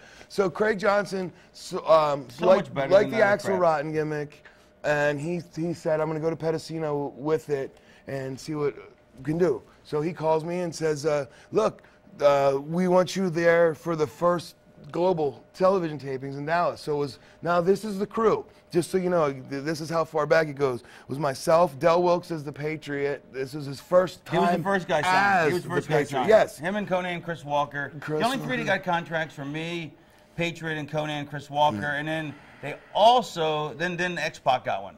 And Bagwell, the stranger, right? Bagwell didn't get one. Okay. Well, before you guys came, there was us. And it was me, Rip Rogers. He was there when I was there. Right. Well, I was done at that point. Rip Rogers. Why did you get done after one taping? I did 2. Why did it take me 3 tapings to get there? I don't know. You can answer that. I can't. I mean, I really can't remember. All I know is I was brought in to work with Adrian Street. They brought me in as the British Commonwealth champion to feud with Adrian Street. I vaguely remember this, I think. And I wrestled Adrian Street and the young upstart Chaz Taylor, son of Tugboat Taylor. Very talented individuals. And very marked. So that's how I got to Global was why did Craig you go Johnson. after 2 episodes? Adrian Street quit, and they stopped flying people in at this point. They started doing it again, and Pedicino said, we're going to bring you back in. Well, it didn't matter because that's when Magnum called me, and I went to WCW for that drink of water. Just that quick little Wait a minute. So, wow. So, wait. So, you went to... Oh, I'm trying to think. So, okay, I must have been in Portland. And I moved from Portland. I left Portland. I was working Georgia Independence. Right. And then they called me for Global. When you went to Global, I went to WCW. Oh. And interesting. Because I don't ever remember seeing you on... 91. Because I don't ever remember seeing you on WCW, and that's why. Because you were there when I was in Global. Right. Because I was also a male stripper in Atlanta. There's great money in it. Well, I would only dance for women. I mean, and I have nothing against guys that dance for guys, but back then, there was a huge business, for men dancing for women back then, before the economy took a dive. But I used to bounce at a bar where I made a fortune because they actually wanted the first night I worked there, it was at Underground Atlanta, and because I had to supplement my income, because Global was paying. What was that? Oh, I was getting $300. No, I was on top, so I was getting $300 a show. Yeah, I was plus $300 a week. Yeah, is my guarantee, my contract, and we do 1 taping a week, so I'd make $600 a week. So I supplemented that with to Pedicino's benefit, he did pay me decently. He was cool in the beginning. You know what I mean? So anyway, the bouncing, the Underground Atlanta, and the first night I take the the covers. You know, what I mean, so I'm taking all the the cover charges, and they go, how much we make? And I go like, I don't know, say $3,000. They go, oh my God, this is like 10 times 10 times what we've ever made. This is the greatest night. And they're like, they're like, man, it shouldn't be that high. I'm like, oh, and at some point, I know I was a doorman too. So and the next night, the bartender comes up and goes, hey, give me $100. Yeah. So I'm like, hey, here you go. Yeah. So then I was like, ooh, it's a money game. Yeah. And then I used to walk home with like a couple $100 plus get drunk for free. It was awesome. I did that too. I was a doorman doing the same thing. They were like, I was honest the first night. Yeah. Like, well, how much? And that's when I learned. But let me talk to you. Now I've been a bouncer like my whole career before that. Like, but a doorman is different when you're collecting the money. Like I used to be. What I would do is I'd let people pay me $20 to cut the line. Yeah, sure. So I would always do that because I was the head bouncer in like the hottest club in West Palm Beach. Exactly. And so I'd let people $20 cut the line. So I'd make a lot of money doing that. And and of course before that I was a floor guard at the skating rink, which is like bouncer training. Bouncer in training at the skating rink. Before you get to the okay, so then you went to WCW. See, for some reason I always thought you guys were the Kongs, but I guess not. No. But so how did Ian get involved? Okay, so we'll backtrack to get to Ian. What happened was the first run through Global was me by myself. Right. Okay, then a little sketchy here. I went to the WCW off of my first Global run because not because of my work, because of my promo. What happened was, I'll tell you the story. Jody Hamilton. You were like 400 pounds then, right? Yeah. It was ridiculous. It was ridiculous. I was like 360. I was big. Which is what. But I was very but I was very young, so I looked like a little pudgy kid. I mean, when I go back and look now, I don't know how anyone could think this was a bad punk rock dude because I was a dough-faced little pig kid with puffy cotton top hair. Right. I didn't look tough at all. But I guess back then I thought I did, and they must have thought I did, but I didn't. It was nothing. It was ridiculous looking. So how I got the job with WCW was I was cutting a promo with Pedicino, and Jody Hamilton happened to be watching it at CNN Center or whatever, and he said he was sitting there doing his work, and he heard me and looked up and just wrote my name down and thought I cut a hell of a promo. And by luck of comedy of errors and tragedy, they fired one-man gang. They needed someone to work with PN News, and they didn't care how well I really worked, because at this time WCW was in the toilet. You're talking about drawing 800 people at the Greensboro Coliseum. It was terrible, no houses. But they just needed a fat guy that could talk to work with PN News. So you had the rap master versus the punk guy. So it was kind of a natural, but they never really ran with it, and that's a whole story in and of itself. I always wondered where that fit in the timeline, because I didn't think you were there. I never thought you were there before me. I know, but I never realized both places. I never knew that. That's because I always thought you were both places after me. Right. Well, they were both such brief stints because. Well, how long were you? So what happened in WCW? Grizzly Smith was not a fan of me at all. Well, you weren't a 12-year-old girl. Yeah, and he fucked me, man, and I was. So you were a 12-year-old girl. No. If I was a 12-year-old girl, he would have fucked me, but he didn't. He didn't like me. He loved PN News was, I think, his thing. He really liked that whole. I don't know if Dusty did. I don't know if he. It was Dusty's gimmick. Dusty was going to make it get over no matter what. Well, Dusty loved me too. Together, he thought that was a great thing. Because I was like I was a Dusty clone, except you know. I didn't talk like this yet, baby. I was working on it, man. I took a fucking towel and rubbed that shit. Yeah, Dusty brought me in. He was had huge plans and kiboshed my plans. Well, Dusty had big plans for the PN News Axl Rotten feud with the punk rocker against the rap guy. It was a natural. It was just it was very easy. We get to we're doing the TVs. We go to the Georgia Mountain Center. I squashed Joey Maggs, ironically enough. How did he take that? He hated it, and I got heat. I'll tell you about that too. Well, don't just tell me now. Magnum comes to me and he says, "Look, I need Mega May? Mega May, baby. Let me tell you, Magnum TA out there, the Maccas team, Jack. Let me tell you, we went out there, and Magnum pulls me into the office. And he pulls Joey. Let me just say the cover. Like Dusty had such a great rhythm to his vocals. I mean, it was all a mantra, baby, the chant. It was like the monks. They could know what he was saying all the time. Baby. You know, and the whole thing was, I guess he has a lisp, but you can't. He covers it with that, I guess. He really overdoes it when he becomes the Mac and Dream. It comes out like this, but when he talks, it's not as pronounced. I don't know, but I mean, it's so fucking brilliant, though. You know, the cadence and the rhythm, but just the way he speaks. You know, it sucks you in, and you can't not watch. You can't look away. You know who else? You know, completely different vocals. But two of my favorite people are Cartman and Stewie. Yeah, Stewie is like, oh yes, you know, it's just incredible. But I love Cartman. Cartman fucking, he said no matter what Cartman says, I laugh. You know what I mean? It's the delivery of no matter what it is, the delivery is funny. Yeah, just because he, but and then, but you got to be recognizable. You got to have a recognizable voice. I mean, you don't have to, but it certainly helps. I mean, you know, if the boys can do an impression of you, you know, that's always a good thing. It's a good compliment, to say the least. Unfortunately, the boys can do an impression of me in the locker room, but not in my TV. My TV voice is kind of. I wish I had a deeper voice, but well, I always have what I call my wrestler voice, you know, which is. I used to have the wrestler. Tell you that whole thing. Yeah, well, I used to talk deeper, but I forget to half the time. Me too. It's like I forgot. Well, it's scarier. I just forgot. That's what I forgot. Yeah, I guess that. You know what? I guess that makes me the British accent. You know what? I can understand it more that way. Philly. That's what became irrelevant. I would still bring it back. I still can. That's the whole point. I know. If I were to show up on TV somewhere now, I could be a different guy, and if I needed to be. Because that's why I have an idea. I'm fully confident that I can reinvent myself to the point where, after 20 years of being Axl Rotten, I can make people forget. I think so. Right, but you know, but I totally agree, and I got ideas. But anyway, so tell me how you got heat for Joey Mags. All right, we're in center stage doing TV, and Magnum pulls us into the room, and he said, "Okay, this Axl, Joey, you know, Axl's squashing." Were you shitting yourself? No, I was. Because it's Joey. You mean not because it was Joey? I was shitting myself because I finally made it to. Oh, this is your first show?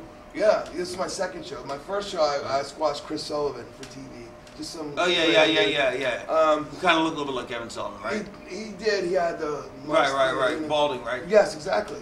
And then the next was Joey. And Magnum says here, Axl Rotten, he goes, I need you to be what your name is. I need you to be rotten, just vile and disgusting. He said, nothing short of spitting, kicking, punching, just being nasty. So I said to Joe, out of respect, you know, I should have said, all right, here's what we're doing. I'm doing blah, blah, blah, blah. Right. But he called the match to me because the guy trained me, so I figured this is how screwed up I was. It's understandable. It's understandable, yeah. We went over the match. For some reason, in my mind, it mattered so much to him that I was beating him. Of course. Only because it mattered in Baltimore. It only mattered to that Highland town, to our neighborhood. No, it mattered to him anyway because he trained you, and you got ahead of the card than he did. Well, yeah, because when I showed up at the dungeon down in the Ramada, you know what I mean, the hotel, and I'm sitting there in the lobby, and he comes in, you know, and I say, hey, Joey, you know, I figured he'd be happy to see me, and he said, what are you doing here? You know, I said, I'm working. He goes, oh, that's good. Glad you could get on. And I said, no, they hired me. Right. He goes, and that's when I saw the befuddled look on his face, like. Well, but that's my whole point. Is that Joey he wouldn't leave to go somewhere else and reinvent himself, and always thought he was going to get a break, but he was very limited. Also, if you're jumping Joey Mags, but you really don't look like a meatball. And you look, and you also aren't very agile. You know what I mean? You're not jumping at all. You're not jumping at all. Then it's kind of deficient. His high flying move was a drop kick. And it wasn't that high flying anymore. And so that was the irony of what his name is, jumping. But you know, that's why I tried to get him into Portland, because he was a friend of mine, and he was making more money and hanging out with his and it was basically he was making more money and hanging out with the stars, so he'd rather do that. And I'm like, but you got to leave to come back. He was doing nothing to better his career. Right, because he thought, because he was making more money in the short term, but not in the long term. And he got to hang with Ric Flair and Arn Anderson. And so that was more important to him, or you know, and so obviously here's a guy that he trained, a big fat meatball, right? You know, he's still a young punk too. Yeah, I mean, a young fucking 20-year-old fat piece of shit, you know, filthy, out of shape. Exactly. Doughboy looking, look like a terrible, little kid, obese, wart-faced fucking douche. Okay, we get the fucking point. Fucking cunt. And all those things. But so now he's got to put you over, and it's like that's like, you know, it's like every the worst fucking nightmare. night. Yes. Yeah. Because that'd be like if he had a daughter and you were marrying her. Oh yeah. Oh man, that's a no. That's heat. That's like sticking it in hard in more ways than one. But yeah, so he sees me at the Ramada in the lobby, and this is, you know, we're bouncing all over the place here, guys. But the thing is, this is how Ramada is. The Ramada is the hotel in Atlanta where everybody hung out at, wherever all the out-of-towners stayed. Yeah. And they have a bar there called the Dungeon. Right. Which, believe it or not, all the out-of-towners stayed. Yeah. And they have a bar there called the Dungeon. Right. Which, believe it or not, I never actually hung out there. Except maybe once, because I always lived in Atlanta. But anyway, so I'm just setting that. So now you're hanging out at the Dungeon. No, I was just sitting in the lobby. Not to be confused with Stu Hart's Dungeon. It was sitting in the lobby because I didn't know anyone. Right. And actually, because you were a fat, doughy-faced cunt. And I was waiting for some food. You fuck. Anyway. You were waiting for some elephant ears. I was like, to fly away. My big Dumbo ass. No, the carnival treat. Oh, the food, the big carnival, like the dough thing. Yeah, the pastry thing. With like funnel cakeys. Yeah, funnel cake with sugar all over it. I gotta go. I'll be right back. No, but I sat there and was waiting actually for Mick Foley because he had just come back as Cactus Jack. And I was gonna eat him. No, because he's the only guy I knew. So they said, I don't know how it came up. Mick Foley's, I said, oh, I know him. I'll wait. Then at least I had someone to ride with or something. So Joey comes in and says, oh, hey, Brian, what are you doing here? I said, I'm working. Oh, that's great, kid. Good for you, kid. We'll get on TV. Working on getting a pizza. Yeah. Oh, I'll tell you, I'm working on getting a pizza over here. I get no respect. So anyway, he thought I was there to do jobs, you know, like he did. Right, of course. He thought I was there to go and put people over on TV. Of course, because in his mind, I'm sure he couldn't fathom for a moment that they saw anything in me to... Well, he's a swimmer?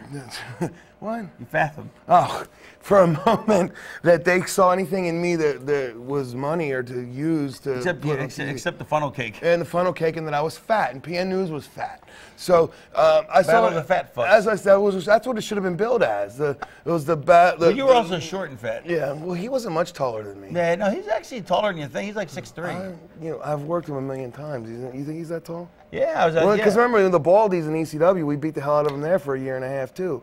He's really that tall? Remember, he was a baldy. He came in. Really? See, you got to get off the shit. I don't think I was there then. No, you were from a drink of water in and out somewhere. No, not when he was a baldy. Yeah, well, maybe not. I don't know, but he was there. He was a baldy? Yes, he was. No, you know why I know I wasn't there? Because when I ran into him in Germany last year, we had never been anywhere together. Like, I mean, we were doing WCW. We were WCW together. Crossing paths, so to speak. I think.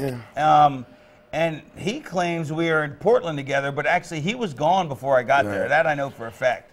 Because him and Buddy Rose were the Beach Boys. Oh my God, that's a good run. Yeah. those guys in swimsuits is the equivalent of me in a Speedo. That's terrible. Well, it was a meanie and a half shirt. Oh yeah, which was brilliant, but you know. Anyway, so Joey couldn't believe that they were pushing me because when I told him, I said, "No, I'm here. I have a job. And I have a tryout." And he goes, "A tryout?" I was like, I'm doing a tryout thing. Or no, excuse me, I'm wrong. I already had the tryout a month ago and now I was hired. This is when I first saw Joey. And he's like, you're hired? I said, I have a job. I said, I'm hired. I'm working a program with PN News. He goes, oh, yeah, good for you. And he looked puzzled, you know, and he just tapped me on the back and walked away. Yeah, almost like, you know, the wah, wah, wah. You could hear that playing. Now that I'm older, I realize that. But then I figured he would be elated for me and happy. Right. Because, you know, me now later in my life, after I've trained guys and seen them successful, I'm happy for them. So I figured maybe he'd be the same. You know, I wanted that reaction. But you really haven't trained anybody that was that successful. Joey Mercury was successful. Oh, okay. I only trained Joey. Yeah, well, I mean, I didn't train him from his inception, but helped him along the way. It doesn't count. No, and then let's see. Well, who else?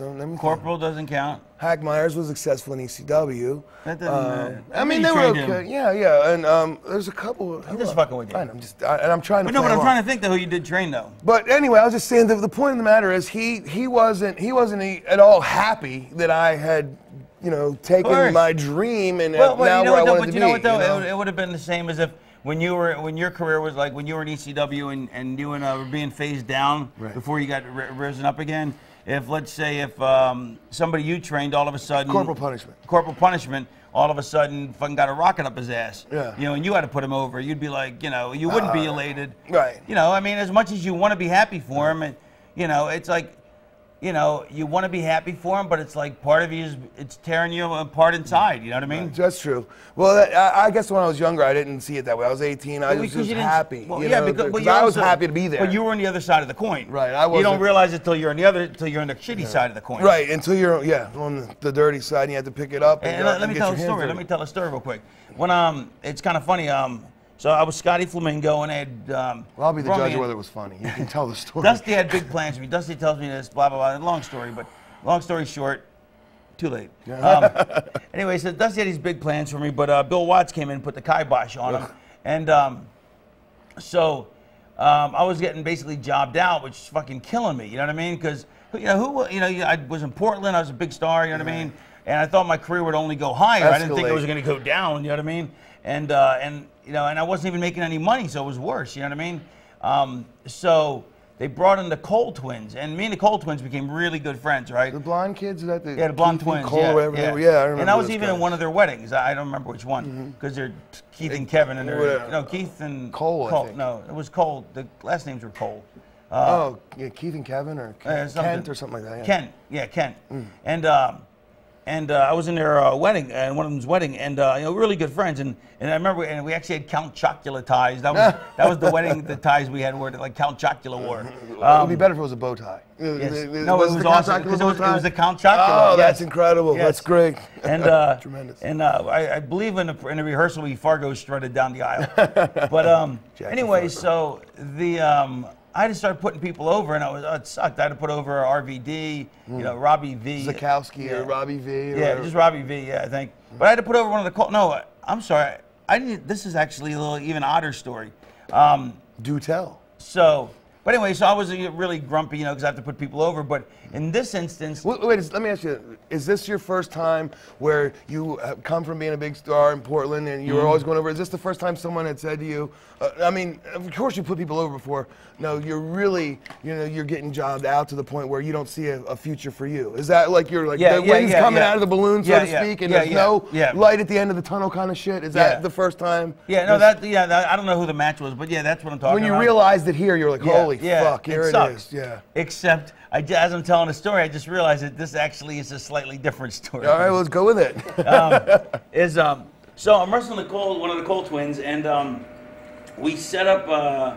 I set up a bunch of stuff to make them look good. They were just out of the school and stuff, you know what I mean? Right. And I set up a bunch of stuff to make them look good, and and I forgot the stuff, right?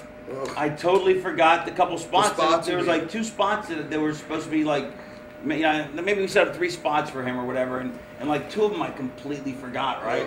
And I forgot, and we get to the back, he's like, he goes, I guess that's, I go, wow, he goes, man, he goes, you really, showed me the business, huh? And I'm like, what are you talking about? He goes, you forgot we didn't do those spots we were supposed to do for me. And I'm like, dude, I'm so sorry. And he really, it took me a while to convince him, but he really believed that I actually old schooled him, you know what I mean? Yeah. And sandbag, which I wouldn't do anyway, and I felt so I'm in the guy's wedding, you know what I mean? Right. And it's like, he's like, man, you really fucking gave me the business. And I'm like, man, I'm so, I didn't. And I really didn't. But I also have nothing to do with the Cole twins. Like bodybuilders always say, if you don't train your legs, your whole body doesn't grow as well. Yeah. You have to train legs, you won't grow as well. Well, I always disagreed with that. I say, you don't need to train legs. If you train, and I always wanted to prove that. So one of the Cole twins, they're twins, one of them had broke his leg or something. Right. So he couldn't train legs at all, but he still trained upper body exactly the same as the other guy. And after 8 weeks, 10 weeks of being in a cast, both were still exactly the same size. So it proved that you do not need to train legs to make your whole body has now become grow. a theory. Yes. It works. It works out. All right, so now back to the lecture at hand. No, to the Joe. We're talking to Magnum about the match. Right. He wants me to be Axl Rotten to the utmost, pissing, shitting, and cussing, pooping, and being a bad guy. Joey said, "Let's go over the match." Joe's like, "I got you, kid. I got you." So we're in center stage. He's like, "We're gonna do this, and this." I bet you remember the match too. I do. Well, don't tell the match. Lock up, push off. He takes a bump, lock up, push him off again. He puts me in a headlock. I shoot him off. He ducks the elbow, gives me a flying body press. I kick out. He gives me an arm drag. I come up, rake the ice, and I start beating the shit out of him. Right. And so that was it. Into the heat. Then he goes for his little drop kick. I hold onto the ropes. He takes a bump. Boom. I pick him up, body slam him, splash him. 1, 2, 3. You know, big splash from where? Off the top. That was the finish. That was your finish? PN News and I both did splashes. Okay. His was the rat match. That was gonna be the okay. Well, and here's where the heat came in. Right. Now, in my mind, you should never lift your feet in the beginning for the cross body. Well, I didn't know that. And the arm drag. I didn't know that. I was thinking, I was showing my. No. I'll tell you right now. I'll figure that was making me look athletic, taking an arm drag, being 400 pounds, and it looked good. Yeah. But at any rate, the heat came in my mind after I pinned him. You know, I pinned him like a bitch. I put my hand in his face, and you know, it's like, and I figured I got up, and he's laying down there, and I went, you people, you know, the British, spit up in the air. I guess the spit lands on him. So. And he gets to the back, and nothing about the match. All he goes, "You spit on me! You spit on me! You motherfucker! You disrespectful little prick! I can't believe I did that for you, and you spit on." I said, "Joey, I didn't spit on you. I said I was told to go out there and spitting and nasty. That's my gimmick." Well, he made nothing but an issue of the fact that I went, "Puh," and it apparently landed on him. Right. So he goes to everyone that'll listen that I disrespected him. This is my second night in or whatever, you know, and this guy, this was his end to dig at me. So he goes to anyone that'll listen. So the guy that listens the most is Arn Anderson, his buddy.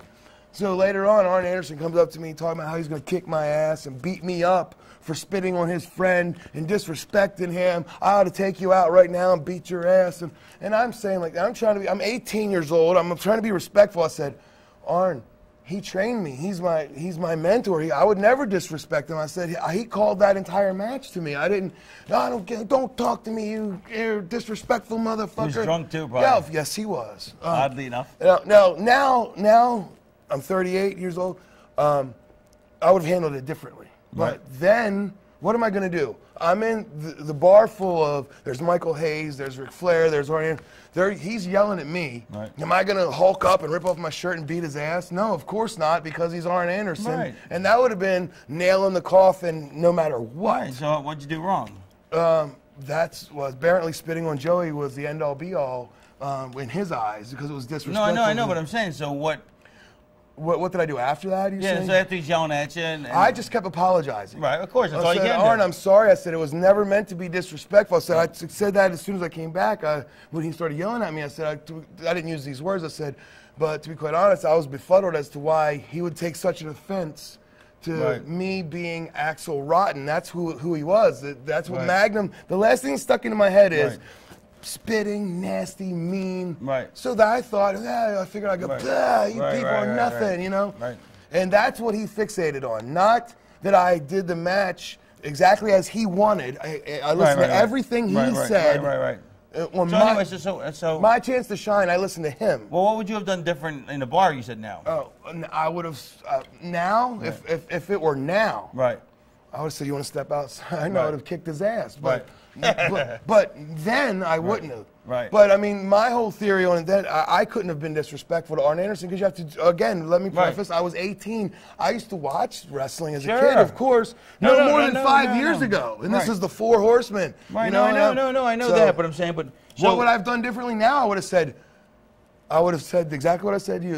I would have said, he's my mentor. He trained me. I would never disrespect him. But if you have a problem with it, you and I can walk outside and we'll discuss it man to man. Right. Or you can shut the fuck up. Right. Because you're making a scene and looking like an asshole. Right. That's what I would say now. Right. But, you know, then I wasn't in a position to say anything. No, you did the right thing at the time. Yeah, and that's all I could do. Is now, overly now what happens the next day?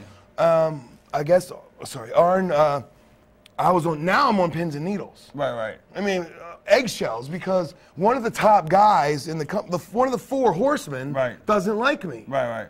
And I didn't do anything other than do what I was told to do. Right. So Dusty comes to me and he goes, nothing about this. He goes, you're doing great, baby. I like what you're doing. Just keep working hard, doing your thing. I love it. Because when you get to the Omni, we're going to show everybody. Because he really believed that I could do something because I'm this. He goes, you remind me of me. You're a big man. You can move. You can talk. He goes, we'll go to the Omni. We're really going to show them. You and News, the Battle of the Splashes. That was the match. The Rat Master Splash versus the British Bomb. It was called. Right. You have to splash the guy to pin him. But that was how retarded it was. No, I know. I'm with you. And it was a big deal. It was great. The Jim Herd was in charge at the time. And long story short, we go to. What did Jim Herd?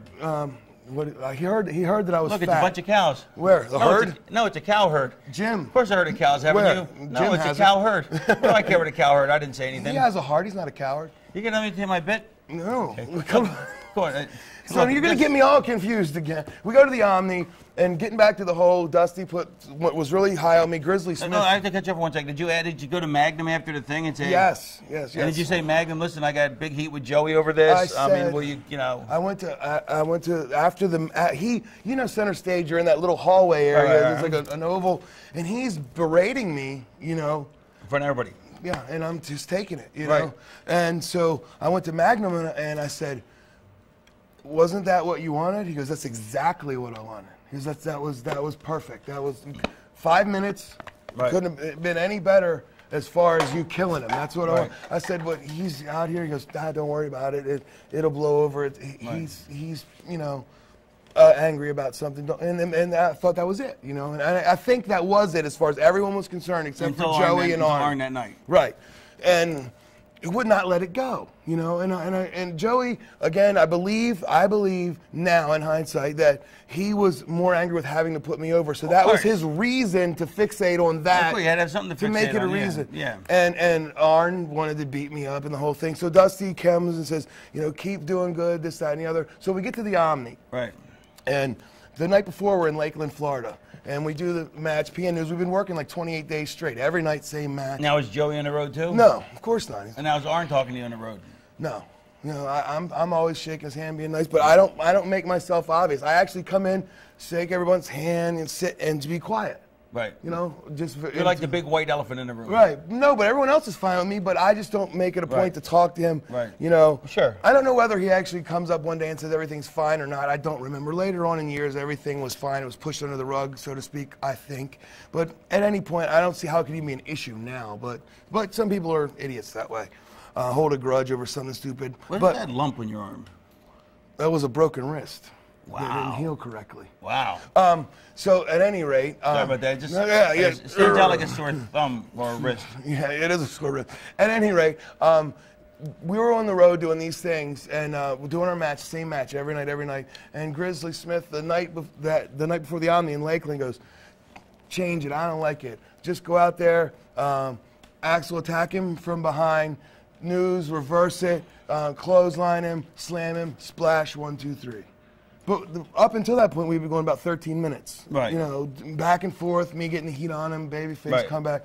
Well, we get to the Omni, and this is the one where Dusty says, do your thing. Because the last Dusty had saw, we were doing the 13 minutes. He goes, keep doing what you're doing. Right. So Grizzly says, same thing as last night. I said, okay, I guess that means same thing. So I did the same thing. I did attack him from behind, shoot him in reversely, clothesline me, body slams me, splashes me, 1, 2, 3. Dusty comes back. What was that? What was that? That wasn't what you're supposed to do. What are you doing? This was your chance to shine in front of the office, in front of everybody. Grizzlies, I said, I'm just doing what he said. He goes, I didn't tell you to do that. And there it was, the fucking knife in the back. You know what I mean? He didn't like me. He liked the PN News gimmick, didn't like me. Grizz. Right. And that's when I realized I just been fucked without being kissed, because he switched it the night before the Omni, knowing full well they would say in the Omni, same as before. Right. So my same as before was last night.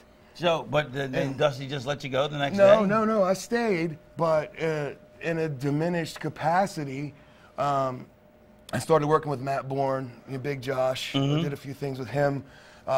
Toward the end, I worked with Vader a few times. I was actually supposed to be on Halloween Havoc 91, which was supposed to be my pay-per-view debut, myself against Vader.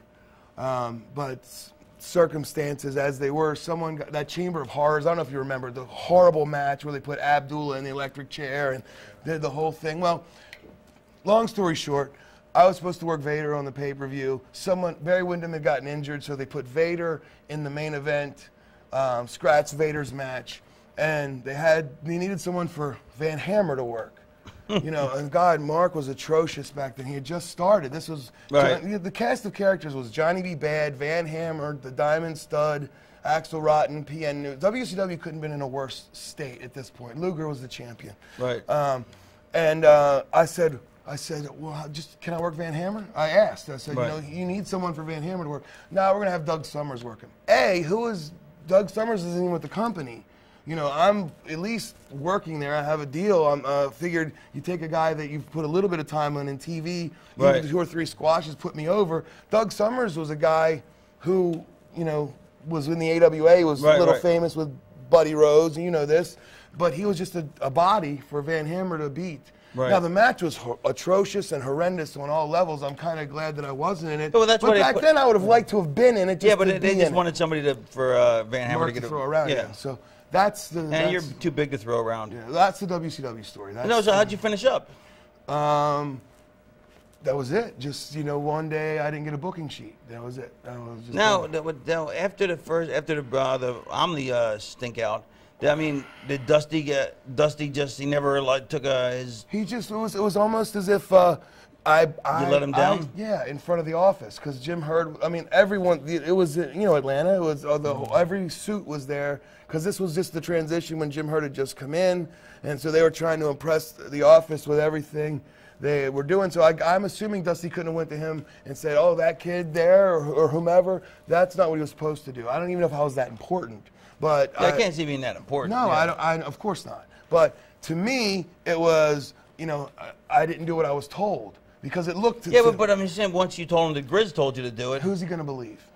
Yeah, but what's Grizz going to say that's? Of course, Grizz is fucked in that. Right. Because what PN News will say the same thing. Did PN? I'm sure PN back there. No, he didn't. He didn't speak up at all. He just would throw his arms up and goes, "Hey, they said do the same thing. That's what I did." He didn't. And no waves, no ruffles, nothing. He just walked away. And I was like, I'm fucked. I'm done. In my mind. But I was still around for another month. Because the deal back then, they were giving you these 90-day deals. Right. And I still had another month on. That's interesting, though, that the Dusty got so. I can see that though, but still. It was a very strange time. You have to remember also, as I alluded to, they were only drawing 800 people. It's horrible. This was the Omni, and we had 3,000 people, which looked horrible. You're going to Greensboro, and there's 800 fans in a 20,000-seat arena or whatever. It looked terrible. And that was where the business was. So he's doing any and everything he can to save face because he doesn't want to lose his job. It all falls back when he's the booker. Right. You're not putting asses in the seats. What's wrong? So I'm assuming the bottom line on that totem pole is who cares about the Axl Rotten situation. No, that's actually your fault. It was your fault. Right, yeah. You ruined the card. You ruined the fucking Omni. Yeah, I screwed the pooch. So that's what happened there. What the fuck's wrong with you? I killed the business. It's over. It's done. Remember, did you ever work in Memphis? Yes, of course. Remember Buddy Wayne? I no-showed. Buddy Wayne, anybody got some coffee? Yes, that's what you're going to tell me. How'd you get back into Memphis after you no-showed him? But let me just say, Buddy Wayne says, what killed the business was that when guys come and get announced, they should just walk out, and if somebody says your name, you should just take a step forward. Put your hand up. Yeah, and by guys not doing that killed the business. That alone killed the business. Really? Because when I went through there, he told me that no one knew how to grab a Holt. You had to grab a Holt. We don't grab a Holt anymore. That's what he did. Can I tell you a story? You can. Ken Wayne, his son, told me this. Fucking the creepiest thing. Fucking story. His dad told him, you got to learn not to trust anybody. You know what I mean? This is a fucked up business, fucked up life. It's like a 5-year-old kid. He puts a kid up on the back of the pickup truck. He says, "Jump and I'll catch you." Right? Oh, God. Kid jumps off. Dad just drops, just moves, slide steps him. Kid goes splat. Who? Ken Wayne? Yeah, Ken Wayne. Yeah, and he goes, this will teach you to never trust anyone. And this is his father. This is great father. parenting skills, by the way. Yeah. You know, like, and part of me was like, that's interesting, but then, like, you know, then it dawns on me that, because at first I'm like, that's an interesting lesson. You can't really, but I'm like, then that's how cynical I was when he told me that, you know what I mean? But then you think about it, if you can't trust your own parents, what the fuck, you know what I mean? That's what you're supposed to do, trust Yeah. them. But Buddy Wayne is an interesting character because that guy had so many skewed views on what killed the business, and people like him killed the business. Exactly. Being archaic and not moving with the times, right, and changing a little bit. How'd you bit. get into Memphis, though? How'd you get into Memphis? Second time around, when I actually went there, this was back, I was teaming with Ian. The reason, so how'd you get Ian there? Here's how it happened. We still haven't got to how you got Ian. He was training. He was Johnny Lawler. I was said, I want to get out of Maryland. I'm gonna go back to Global. I'm gonna call Akbar. So I called Ak on the phone and said, I'm gonna come back. He goes, actually, we'd love to have you, but we only paying $75 a night. You know, we're only working 1 or 2 nights a week. I said, I can't live on that. So how about I bring a couple guys with me? You know, that's all it was.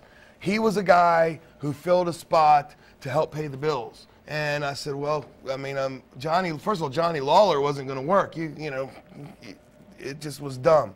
So I said, all right. I said, well, just do this tag team gimmick. And it was no-brainer. It was easy. It was just, he would be another me. You know, just that's what he was. And that's how it became. And did you not see that he was going to be who he was? I mean, no, not personality-wise. No, because he was so thankful back then because he loved the business so much. He had gone. I mean, he does love the business. Yes, but he had gone from a guy who was just working fire hall shows in front of 60 people. He was a big mark, like we all were when we started. I mean, now he was in the Sportatorium. I'll give him credit. He loves the business. You know what I mean? But he went from being a guy who worked in indie shows. Now he got to wrestle in the Sportatorium, right, which you're like, wow. So he was nothing but respectful and very, happy to be there, and that's how he came to be my partner, because I needed someone else to help pay the bills, pay the rent. But who else came down there with you? Dave the Wave, the referee. So it was 3 of us. So it was Ian, Dave, and myself. So you basically Jim Leon'd them. No, we were all equal, because we needed to pay the rent, and so no, of course not. They basically paid for everything and drove you around. No. Okay, so then you go back there to work for Snack Bar, Spandex Snack Bar. We worked down in there. Actually, I like Akbar. Yeah, I just always like making. I was like Snack Bar, and Spandex Snack Bar. I thought was a good name. But no, a great guy. What a barrel chest on him too, huh? Yeah, I'm gonna tell you. Them old timers always had them barrel chests. Bruno and him. And there's a quick global story. At the time, JBL was there. Johnny Hawk at the time was what is his name, and he was teaming with. I saw him there on Fox News or Fox sometime. Never actually seen him there. Financial advising or something. Yeah. Like that. How was it? Yeah. Somebody completely debunked his point. He just ran her over. Well, the quick story has nothing to do with wrestling. Ian, to talk about more heat with Ian, Ian got so much heat with JBL and Bobby Duncombe that they used to come to our apartment, because we lived in the same apartment complex. JBL would knock on the door. Hey, Dave, how you doing? Ian, you fat piece of shit. Hey, Axl, let's go. We're going out to eat. So we all go out to eat. And, well, can I come? No, you're a fucking fat son of a bitch. We hate you. And we'd leave him, then we'd all go out to eat. And this went on almost weekly. And, well, apparently something happened where Ian became What About Bob? He went over to Rod Price's house and stayed there overnight. Well, he wouldn't leave. He moved into Rod Price's couch, and he apparently some money came up missing, and we think Ian stole it. That's the story. Well, JBL and Duncombe were just livid that he would steal money from a friend. They came to the apartment, and with bang, bang, bang, open up the door. I know you're in there, you fat fucking piece of shit. So they were there to kill Ian for stealing money from Rod Price, and you got John Layfield and Duncombe with pipes, and they were ready to beat him up. That's how hated he is, and the things he's done to people. That's my global story with Ian. I mean, they didn't beat him up though? No, he kind of whined his way out of it, but he didn't cop to stealing the money either. But it's pretty much a given that's what he did. A gibbon? A gibbon. It's a given. It's a gibbon? It's a gibbon. He's a monkey? He's a monkey. Well, yeah. Or is he a Robin Gibbons? He's a Robin. No. He's a monkey, if there's a correlation. He's a mandrill. So, but that's the kind of guy he was. Is he an orangutan? No. He's a sloth. A sloth? That's not even in the monkey family. I know, but he's to degrade a monkey. Sloths are kind of nasty. Yeah, they're slow and no, they just look creepy. They look creepy. Yeah. How do you know they smell? Because the same way he knows graves open smell. graves? Yeah, I don't know. Just we think okay, so anyway, that's where he. Then how'd you get? Then why didn't you divorce him? Well, it took to ECW to divorce him. No, I'm saying, but why'd you go to ECW with him? What happens after Global? Okay, here's what happens. He got he ran a show in Baltimore and booked Paul. And booked what? Booked Paul Heyman to work on the show. And this I'm saying no, but how did you leave Global though? I got on a plane and left. I said, I'm done. See you later. And all right, now when was this? Where was I at?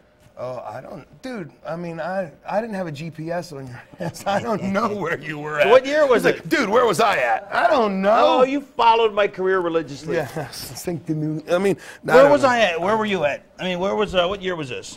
92 or. Oh, so I was probably in WCW. Yeah, yeah, most likely. Right. And then, so you get jobbed out. Yeah, not in Global. So then you fight the Kongs in a tag team match. Yeah. But the Rons versus the Kongs? The biggest run that in Global... So I guess I knew you weren't the Kongs because you fought the Kongs. Well, yeah.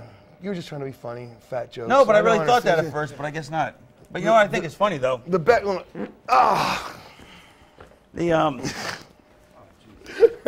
Anyway. I don't know if that was mic'd or not, but the thing in Global that was kind of fun... Water. Where's my water bottle? We got to work... we worked the water column, please. Ebony Experience. Booker T and Stevie Ray. Oh, that's right. And they were just terrible at the time. You know what I mean? But I used to love Booker T in WCW. Would always go. He'd go. I'm one of the 5 best wrestlers in the business. So Disco would go. That means you're number 5.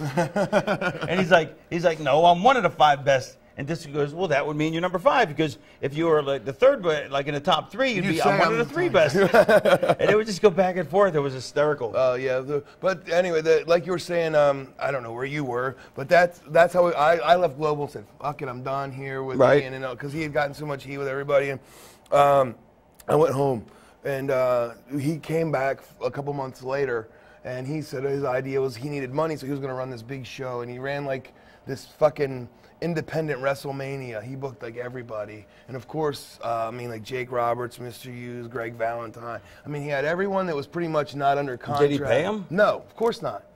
And that's where the point is. He tried to give Curtis Hughes a check, and the line I still use it this day, and the people that were there, they pop for all the time. He goes, the big cat don't take no checks. He wouldn't Curtis, but the big cat don't take no checks. And he wouldn't take the check from me, and I wouldn't have either. I mean, it was like a Paul Heyman check at the time. It would have bounced all over the place. But anyway, how we got into ECW was quite simple. He booked Paul on the show. He did pay Paul.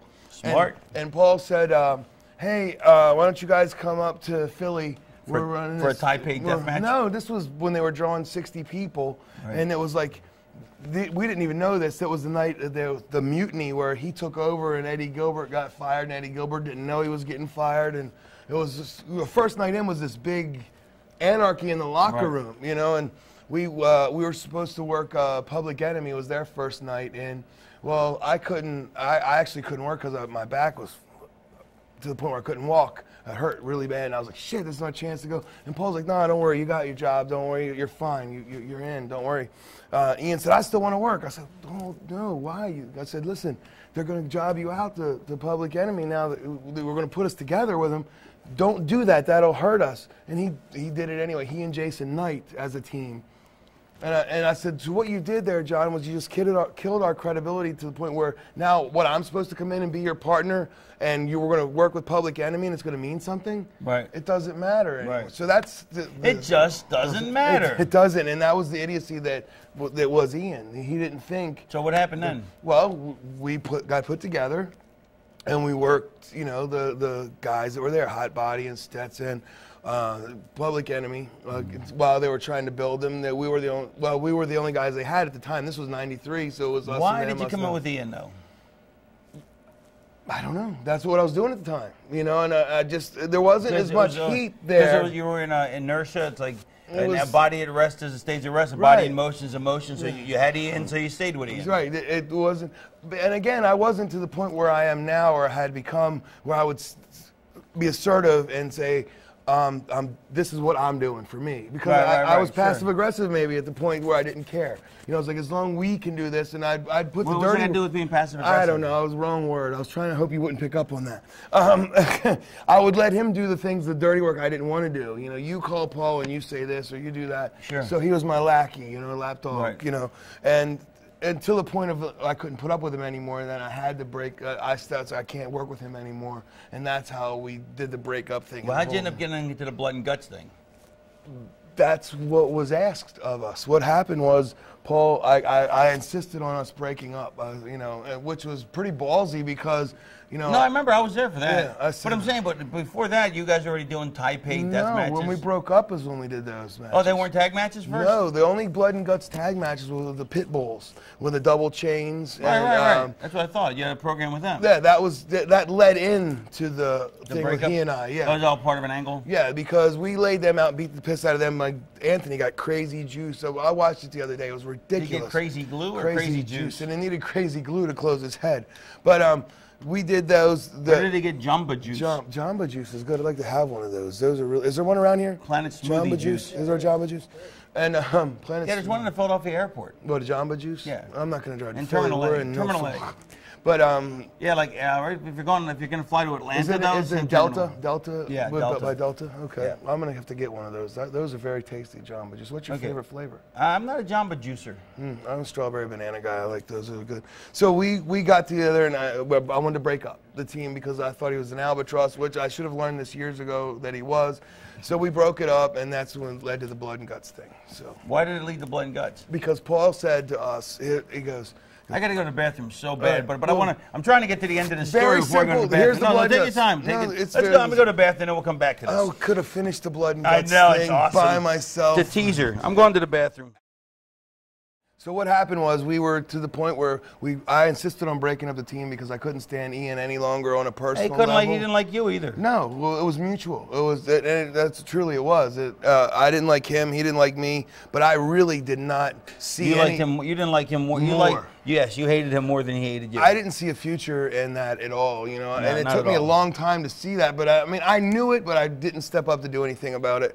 And well, we break up the team, and Paul said, look, that's a recurring theme with you, though. Right. What is not being aggressive enough to stand up for myself at that point? No, it's like no, you don't. That's why I'm so over the top now. I won't let anybody dick me because I did it so wrong.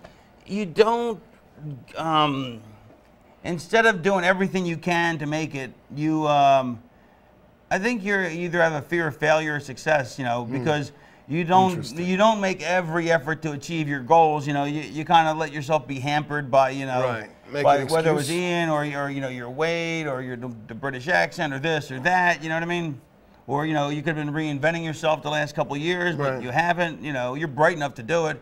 I mean, incredibly bright guy. You know. Well, on that point, I just don't see to reinvent to do what to work at a bingo hall in front of 50 people in the Indies? But I'm saying that's look. I mean. But look, if I wouldn't have reinvented myself as Raven, I had to go to a... But that was 1994. Look at the state of the business now. There's nowhere for me to go for people to take notice of me But you don't know myself. But you don't know that. I get more mileage out of doing what was over at 95 than I would have... I know, unless I was in a stage but it's never going to go anywhere else. You know what I mean? Oh, yeah, because it's a greatest hit show now. That's all But I'm saying, but I'm saying not for indies. I want to. But I'm saying, hire me, I'll reinvent myself. But I'm saying, but that's how you get hired. Agreed. I just don't know if I change now, I'm stuck in this point of this is what they expect when they pay to see that character. So you're missing my point. You're missing my point. Okay, you're missing my point. I do see your point. Reinvent yourself and do that on the indies because if you don't, you won't get a chance to go somewhere else. No, I'm saying reinvent yourself in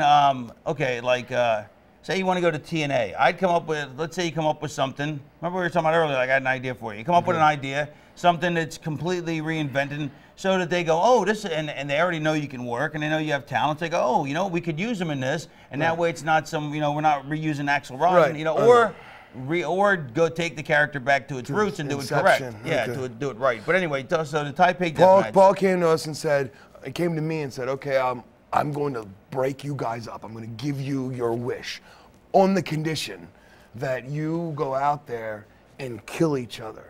And I want more blood and more violence than they've ever seen. And I said, that's it? I said, that's okay. You know, and that was, it was. And whose idea was to put the glass, to tape the glass on? That was actually Ian's idea.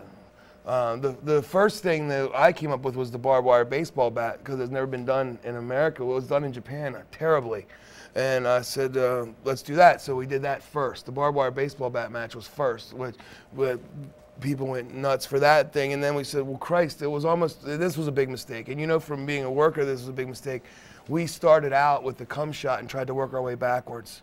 What do you top beating a guy with a bat wrapped in barbed wire? I remember. I vaguely remember that. Yeah, think about completely that. backwards. Oh my God, it was fucking horrific. I mean, so now we're trying to think of different ways to mutilate ourselves. That's actually, that reminds me of, like, I came up with a good porn gimmick with the same lines.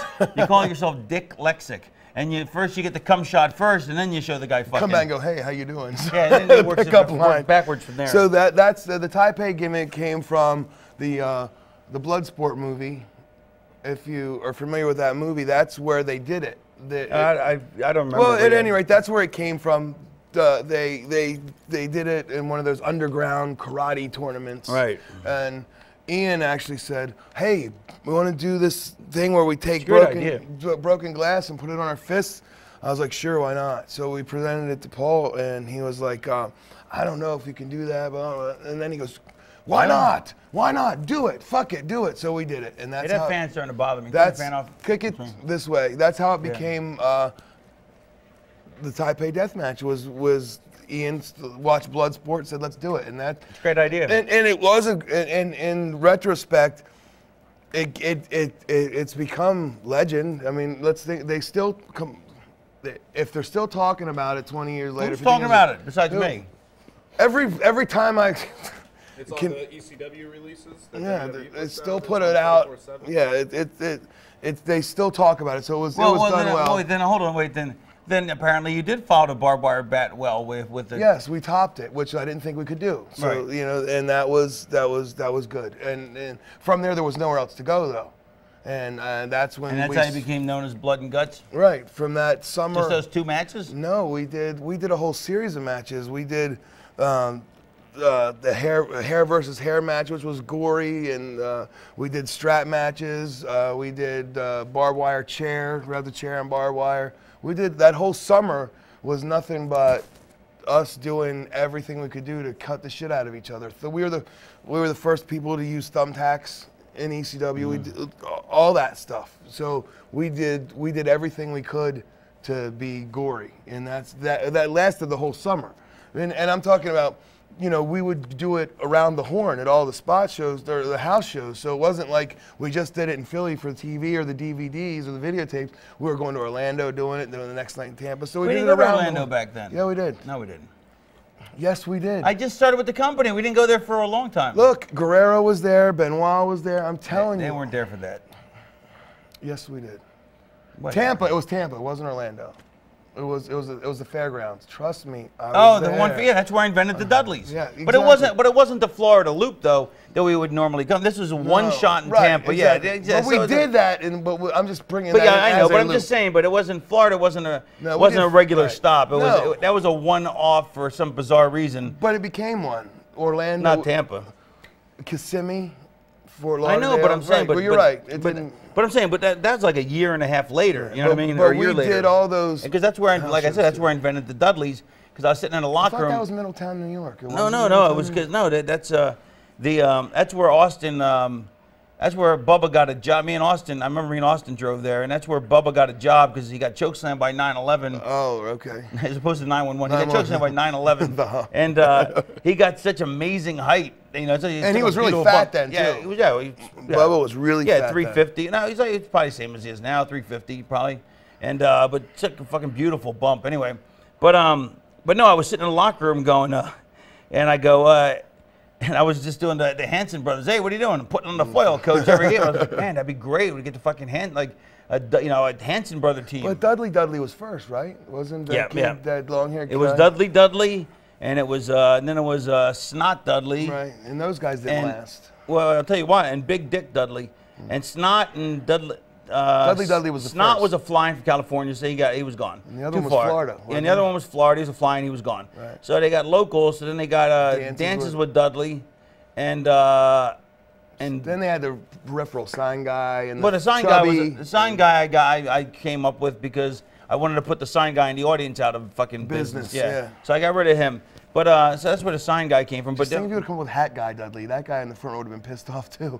You know, sign guy. And yeah, hat but he guy. did. Yeah, but he didn't do anything to irritate me. The sign guy fucking. What happened was he fucking was in the gym. Sign guy. He was in the gym and he goes. Fat guy was in the gym. The fat guy was in the gym, yeah. And Stevie goes, "Hey, how you doing?" And the guy goes, "Kayfabe."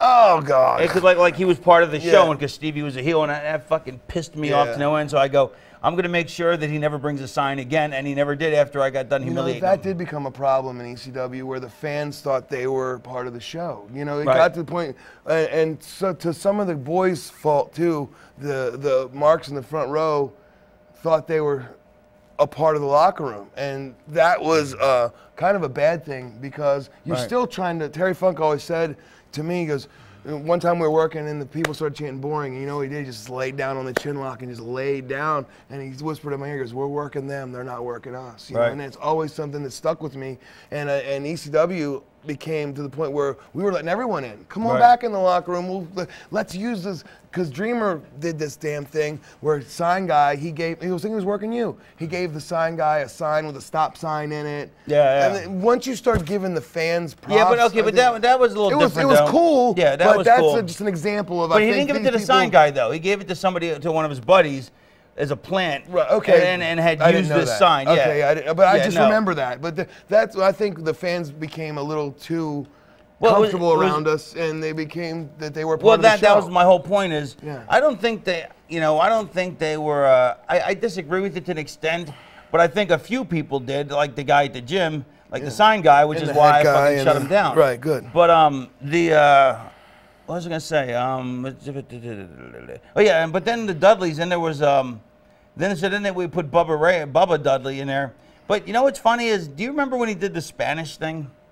When he announced in Spanish because he couldn't speak in English, remember? Bubba? Yeah. Or Joe, I don't know. I just remember, they'd hit him and he'd start talking in different. That was it? Yeah. I swear, I talked to him the other day and he's like, he has no recollection of ever doing it in Spanish. He goes, I don't even speak Spanish. I vaguely remember it. I just remember slapping at him going, blah, blah, blah, real quick. Right, and he has no recollection. I'm like, dude, because I don't even speak Spanish. I go, yes, you did. You did do this. Unless I misremember it. He may have blocked it out in his mind. It was a painful memory from the past. I thought I remember it. Bueller, anyone? Bueller, anyone? Bueller.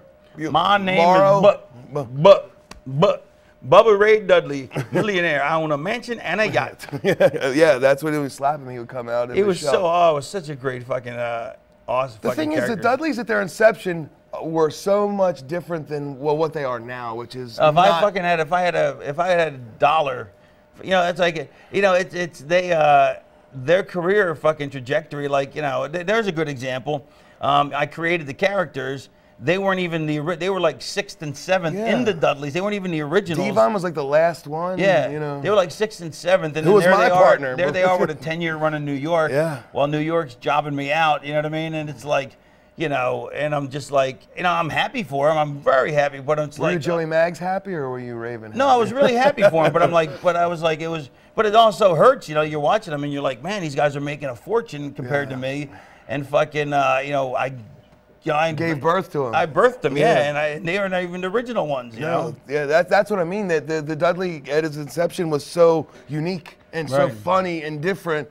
Then what has become is a life of its own with those guys. Yeah, they've made their own. No, they've done their own thing with it. Yeah. Right. And Bubba turned into a hell of a promo guy. You know what I mean? Yeah.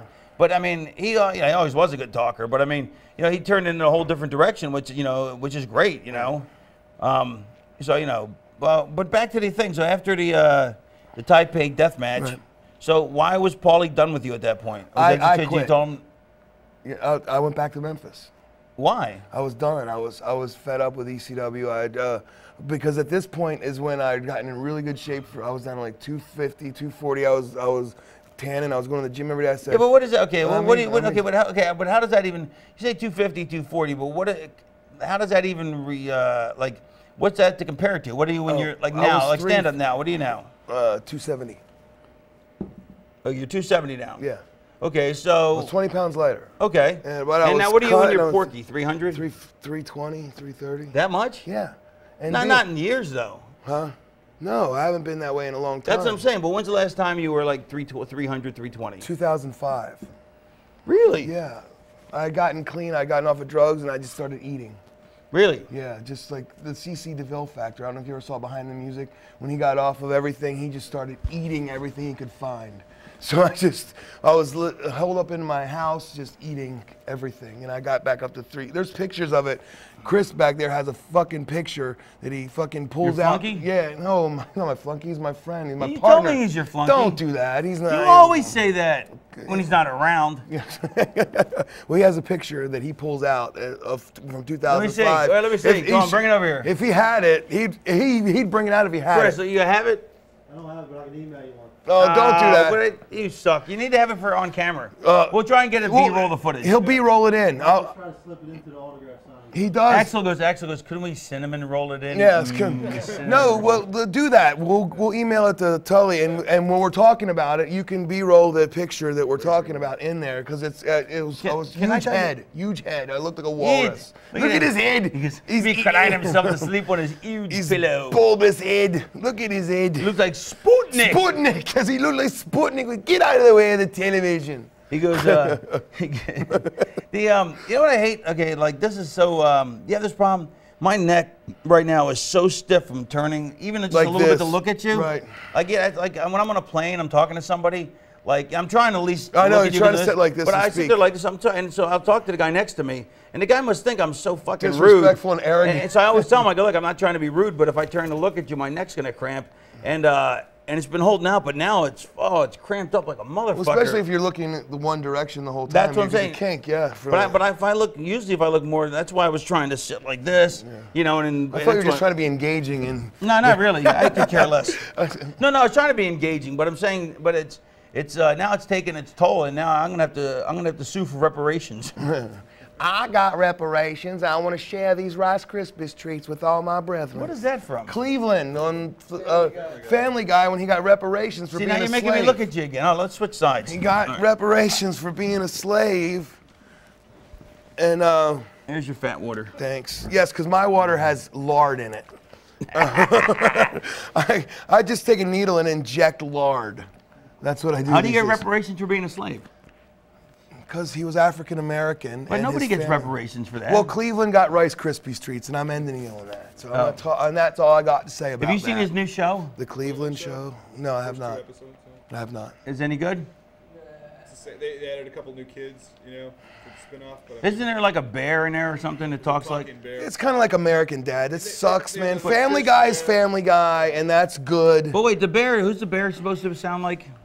The bear, he's the work guy. Yeah, he's a Russian guy. Oh, like a Russian bear? The Russian, Ivan Koloff is on the show. He's a Russian guy. Who's the kid supposed to, somebody's supposed to sound like somebody, like some actor or somebody or something? Like Stewie was originally Peter Lorre, wasn't he? Yeah, I think so, but it took a life of its own with that thing. And why'd you have a head like a lemon head? You know, they showed it one time. He was bouncing on the bed. Oh, no, I saw that. I did see that. And Brian says, oh, Stewie, you need to stop. Boom! And his head just became the football. I saw that. It looks like those lemon head candies. Yeah. But wonder why they decided to make it like a lemon head. I don't know, but it's perfect. There's and how about how gay he is? It's hilarious. Like the kid's like diapers, he's already gay. Oh, man. It's funny how he went from like world domination to just being a fag. Yeah. Over the top gay, man. Just like crazy. Hey, well, let me just say that we are now at the 2-hour mark. And I will have to be catching a flight soon, so we're going to have to cancel this, not cancel, we're going to have to end this thing. Wrap this thing up. Is there any questions that you have a burning desire to ask before we wrap this thing up? Give us one. We don't really have time. Give us one, just one. Let's hit one question that he really wants the answer to, and we'll both. Quick one-word answer question for you guys. Well, let's make sure we can hear you. Yes. Step up to the mic. You have a one-word answer? Well, reiterate what you just said and make it quickly. Quickly. Be spry. All right, I just talked. All right. Paul Heyman got funding back, got a better budget. Would you guys work with him again? In a heartbeat. I love Paulie. I love Paulie. He's a brilliant, brilliant man. You know, and that's dead serious. And Paulie knows what I think about him. He's the most creative, genius mind in the business, you know? I mean, with unquestioned. You know? Yeah, if the opportunity presented itself, I would definitely, without question, again. Yeah. Because now, if it would happen right now, right. knowing what we know now and being where it would be incredible. Right. Yeah.